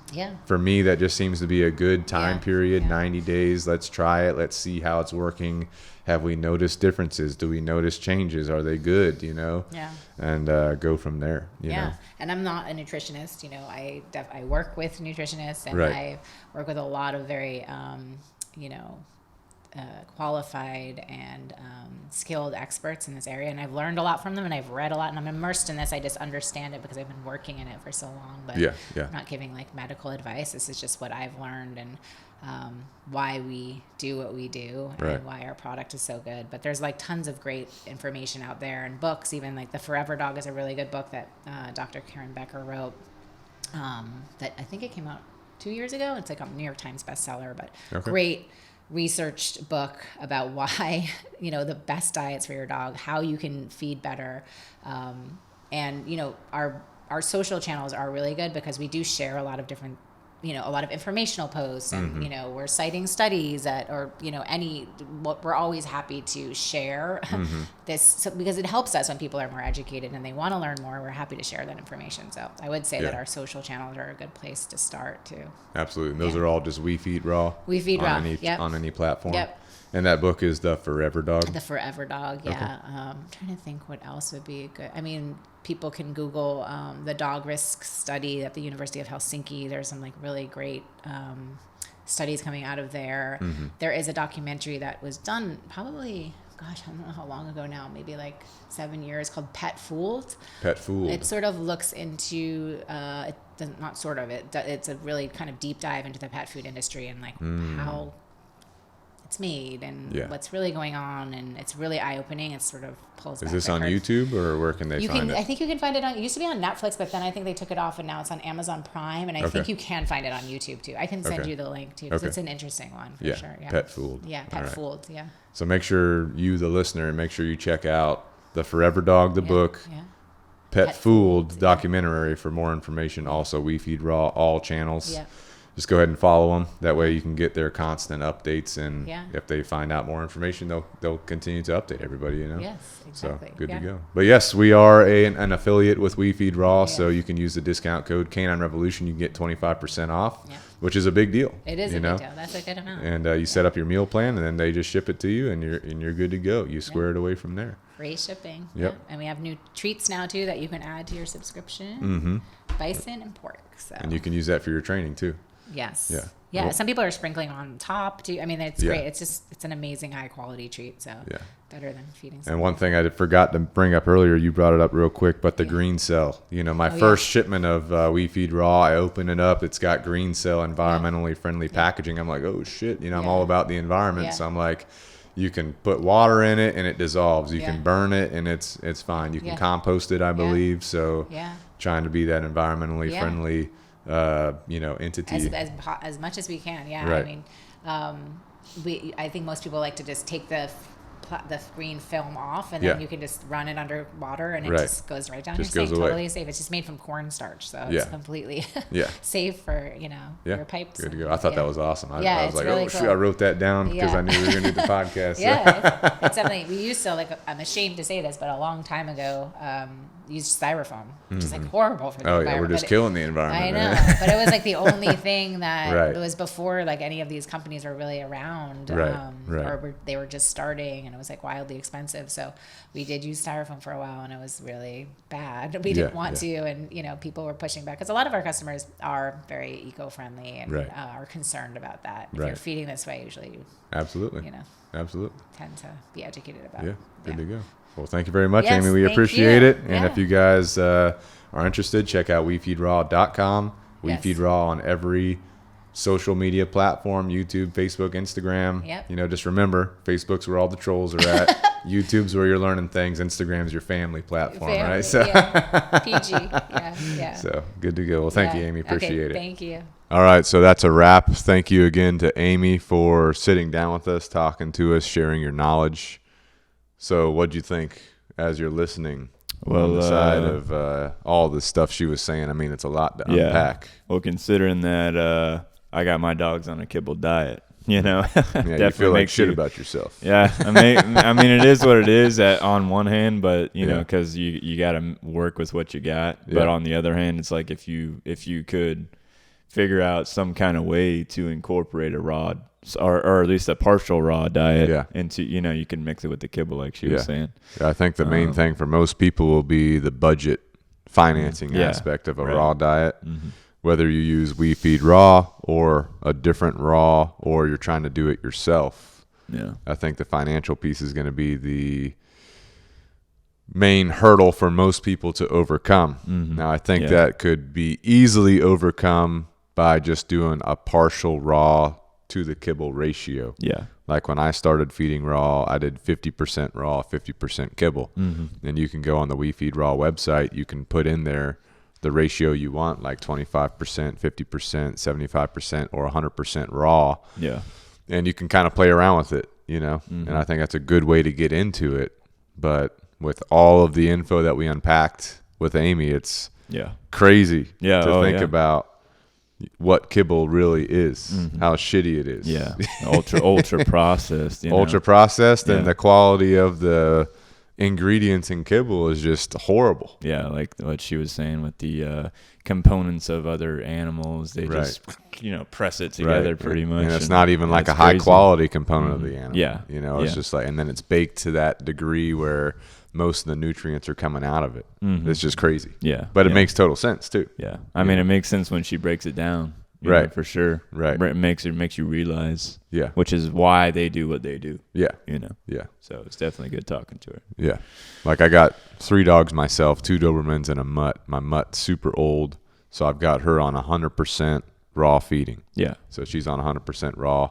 And when I made that switch, I definitely noticed with her specifically more energy, better digestion, just watching her poop and stuff. Yeah. You know how you watch your dog poop. You got to monitor. You know how some dogs watch you poop. Yeah. Yeah, depending on, But my 2 Dobermans started off as 50% Kibble, 50% raw, just to try and, make the budget more budget friendly. Mm-hmm. But after talking to Amy, I'm like, dude, I got to figure out how to get everybody 100% raw. Yeah. Just because that Kibble is just not good to go. Yeah. I mean, maybe you could tweak the if it's anyone listening, you could tweak your budget, you know, maybe to make it work, or maybe you go from 100% Kibble to that 50-50 split. Yeah. And then maybe later down the road, you're able to change it to where you're able to go 100%. Yeah. So I would say at first, just try to make some ratio raw if you're not doing the whole thing. Right.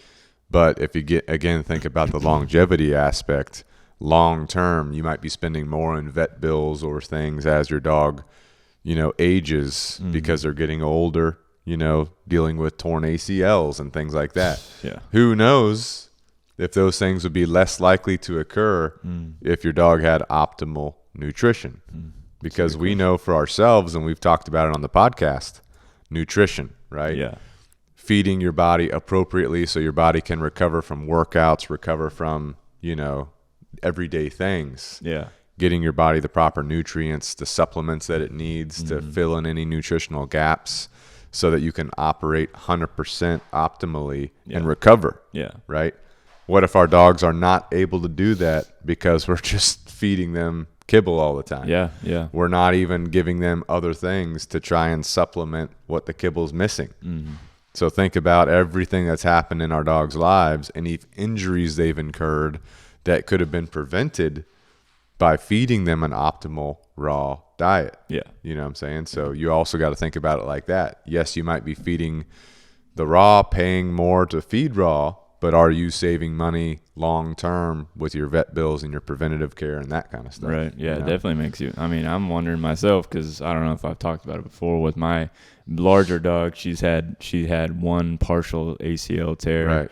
and she had a dislocated knee, that's more genetics. But with the ACL tear, hey, you never know. You never know. That's what I'm saying. That's what I'm thinking. Does make you wonder. Yeah, I'm thinking about that right now. But yeah. And then as dogs get older too, like my mutt, she is 14 going on 15. She's old. Oh yeah, she's an old girl. You can definitely tell that things have taken a toll on her. Right. But since I've shifted her to the raw diet, I'm, like I said, I can tell a difference. But that energy if she had been fed a raw diet earlier, would her longevity have kept at bay? Would she be in better health longer?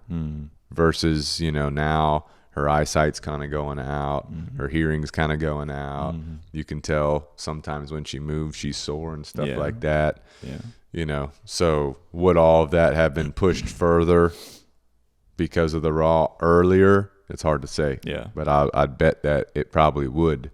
Just thinking about how humans operate, how food is important for us for our body to repair itself and everything like that. So anyway, great discussion, great information.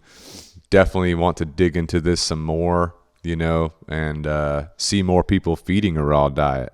Obviously, we are affiliated with We Feed Raw, and so we would recommend using them. But like Amy said, even if you don't use We Feed Raw, it's still better for your dog to get some element of raw diet incorporated in their meals.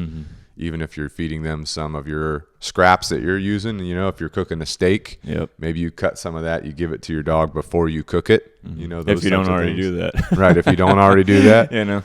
Yeah, people have asked me before about, from a behavior perspective, I've got, let's say I'm working with a client, a husband and a wife. And the wife's like, Bob, just he wants to put the food in the dog bowl and they're not supposed to have table scraps. And I'm like, hey, if your dog's not begging, if your dog's not jumping on your table, there's nothing wrong with feeding it table scraps. I've said that for a long time. Yeah, just don't overdo it. Right. But now it's even more important. But your table scraps should be whole foods, not like your pizza or other processed foods. You want your dog to be getting whole foods. Yeah. And when I was talking to Amy, I did have a pizza. Right after I did jujitsu, I had some pizza. But talking to her, I'm even in my head, I'm like, dude, this pizza not good for me. So I ended up having 2 slices of pizza, not more. Damn. I just went with 2 slices. You psyched yourself out. Yeah. Well, then it's making sense. I'm like, dude, I got to optimize myself. Yeah.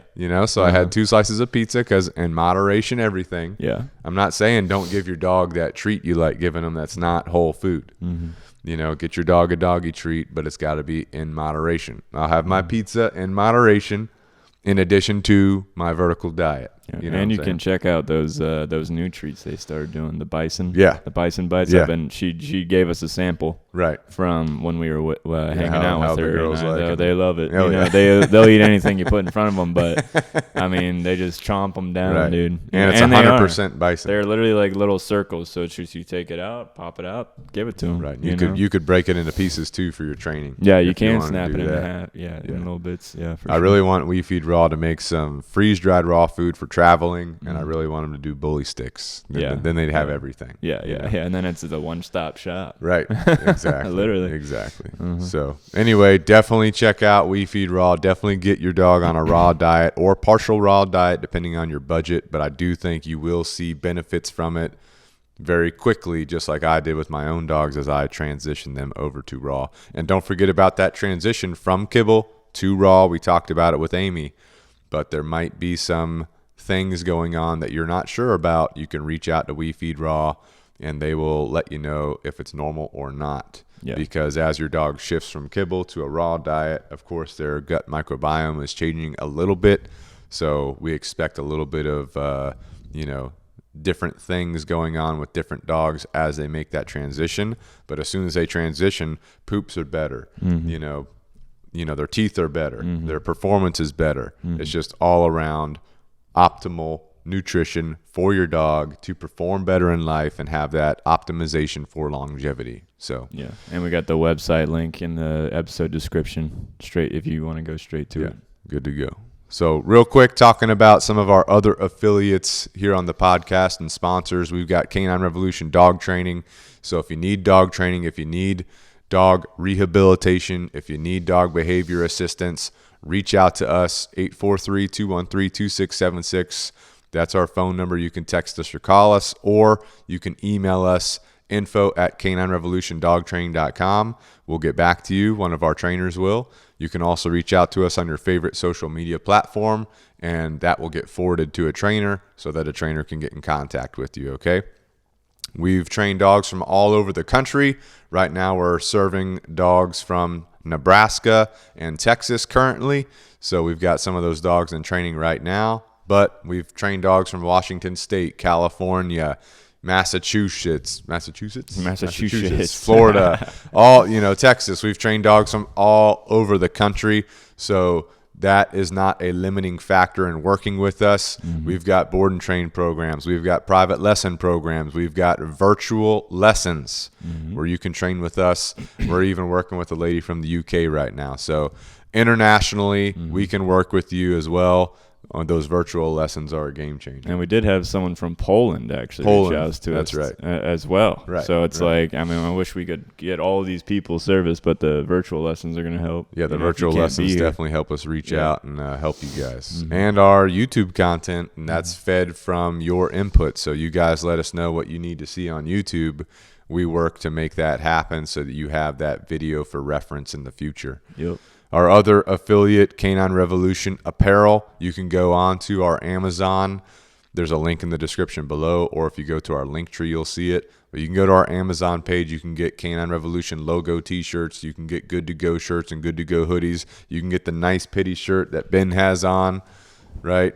2 pitties, right? Nice pitties, good to go. You got some nice pitties. Oh, yeah. Been working on them. Those are your pitties on the shirt. Both of them. Yeah, exactly. So you can get one of those shirts. You can get mugs. You can get water bottles, whatever you want, beanies. All right, so check that out. We've got new designs coming up. We've had a recent new design, kind of like a gym design, kind of intense. Doberman skull with crossbones, kind of a pirate theme. So check that out. Let us know what you guys like about Canine Revolution Apparel. Let us know some designs that you'd like to see on Canine Revolution Apparel. Our other sponsor, Jocko Fuel. So right here we've got the Jocko Go Clean Energy Drink. We gave a couple to Amy, so looking forward to hearing how she liked those. But Jocko Fuel is going to be your supplements to help fill gaps in your human diet, optimizing yourself for longevity. They got the protein powders. They got the greens. They got the Time War supplement, which is your all-in-one, all-inclusive multivitamin supplement for your longevity aspect. They got the krill oil. Aaron walked in.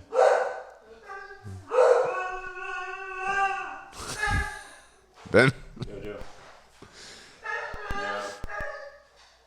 They got the creatine. They got the krill oil. So check out JockoFuel.com. That's going to be your go-to for filling in gaps in your own diet. Don't forget about optimizing your dog's diet. We already talked about We Feed Raw. They're one of our affiliates. You can go to their web. It's Joe, boys. We already talked about We Feed Raw. You can go. No. She does love the food. Holy shit. We already talked about We Feed Raw. We already talked about We Feed Raw. You can go to their website. There's a link in the description below. But go to their website, check out their meal plans. Try to get your dog on a certain ratio, depending on your budget, of raw food to optimize your dog's nutrition for their longevity. Go to WeFeedRaw.com. Use the promo code Canine Revolution at your checkout for 25% off. Any of the places you go to, any of our affiliates, Jocko Fuel, We Feed Raw, use the discount code Canine Revolution for your discount. Our final affiliate is Canine. Your final affiliate. Our final affiliate is Canine Super Supplements. We've got their joint support right here with us. And we did talk a little bit about supplements with Amy. And she was saying how a lot of these big name brand supplement companies will put the byproduct meals into the supplement, which means it's not a quality supplement. Well, guess what? Canine Super Supplements doesn't have that. If you go to their ingredients, you'll see that the first ingredient, beef bone broth protein. It's not a byproduct. It's not a meal. It's straight up beef, bone broth, protein, all right? They've also got turmeric. They've also got glucosamine, these types of things in their joint supplement. My recommendation to optimize your dog's diet completely, get some Canine Super Supplement joint support, put that in your We Feed Raw food, feed that to your dog. That's going to fill any gaps in your dog's diet for that joint support and promote that longevity aspect. You can go to caninesupersupplements.com, use the discount code Canine Revolution. You'll get 15% off that as well. All right, so those are our affiliates. Check them out. Links to the description, links to all of them in the description below. If you guys have questions on them, just reach out to us, but I do recommend checking them out. If you like the podcast, if you're a fan of the podcast, please rate us, please review us on your favorite podcasting platform. If you're watching on YouTube, please leave us a comment. Let us know how you like the podcast. If you need us to consult with you for whatever, whether it's dog training, running a dog business, being a dog trainer, any of these types of things, just reach out to us via email. We will get back to you. All right. And last but not least, just one statistic. 90% of households around the world, Right. consider dogs part of their family. That's good. So you wouldn't feed your family member a suboptimal diet. Also, you want your family members to live their best life possible, right? Yep. So you would be feeding them optimally, taking care of them, obviously. And believe it or not, your dog needs their daily walks. Oh, yeah. You know, if your dog's sitting on the couch, that's not optimal for their long-term health. It's not optimal for your long-term health either. So get up, take your dog on a walk, you know, get them the nutrition they need, get them the exercise they need, the mental exercise as well, which is your training aspect. So you've got all these different components to optimizing your dog's longevity. So make sure you're trying to check those boxes off every day for yourself and for your dog, because we all want our dogs to live good, healthy lives with us. And some of us have cats. Yep. I got a Ben, cat. you got a cat? I got a cat. Yeah, your cat likes food too. Oh, he loves the We Feed Raw. He Oh, loves does the he? We. Oh yeah. Oh, really? Oh, he goes psycho. Oh, really? Oh yeah. Whenever I'm prepping their food with it. Well, see, your cat lives inside. Yeah. Yeah, my cats are inside outside cats, so Yeah. they're getting their raw diet on their Yeah. own. Oh yeah, for sure. Yeah, he doesn't have access to that, so I got to hook him up. You know, I do give him some a little bit. Yeah. A little bit Oh of yeah. food So he's for him. freaking out about Yeah. it. Huh? Yeah. Oh, He loves it. He loves it.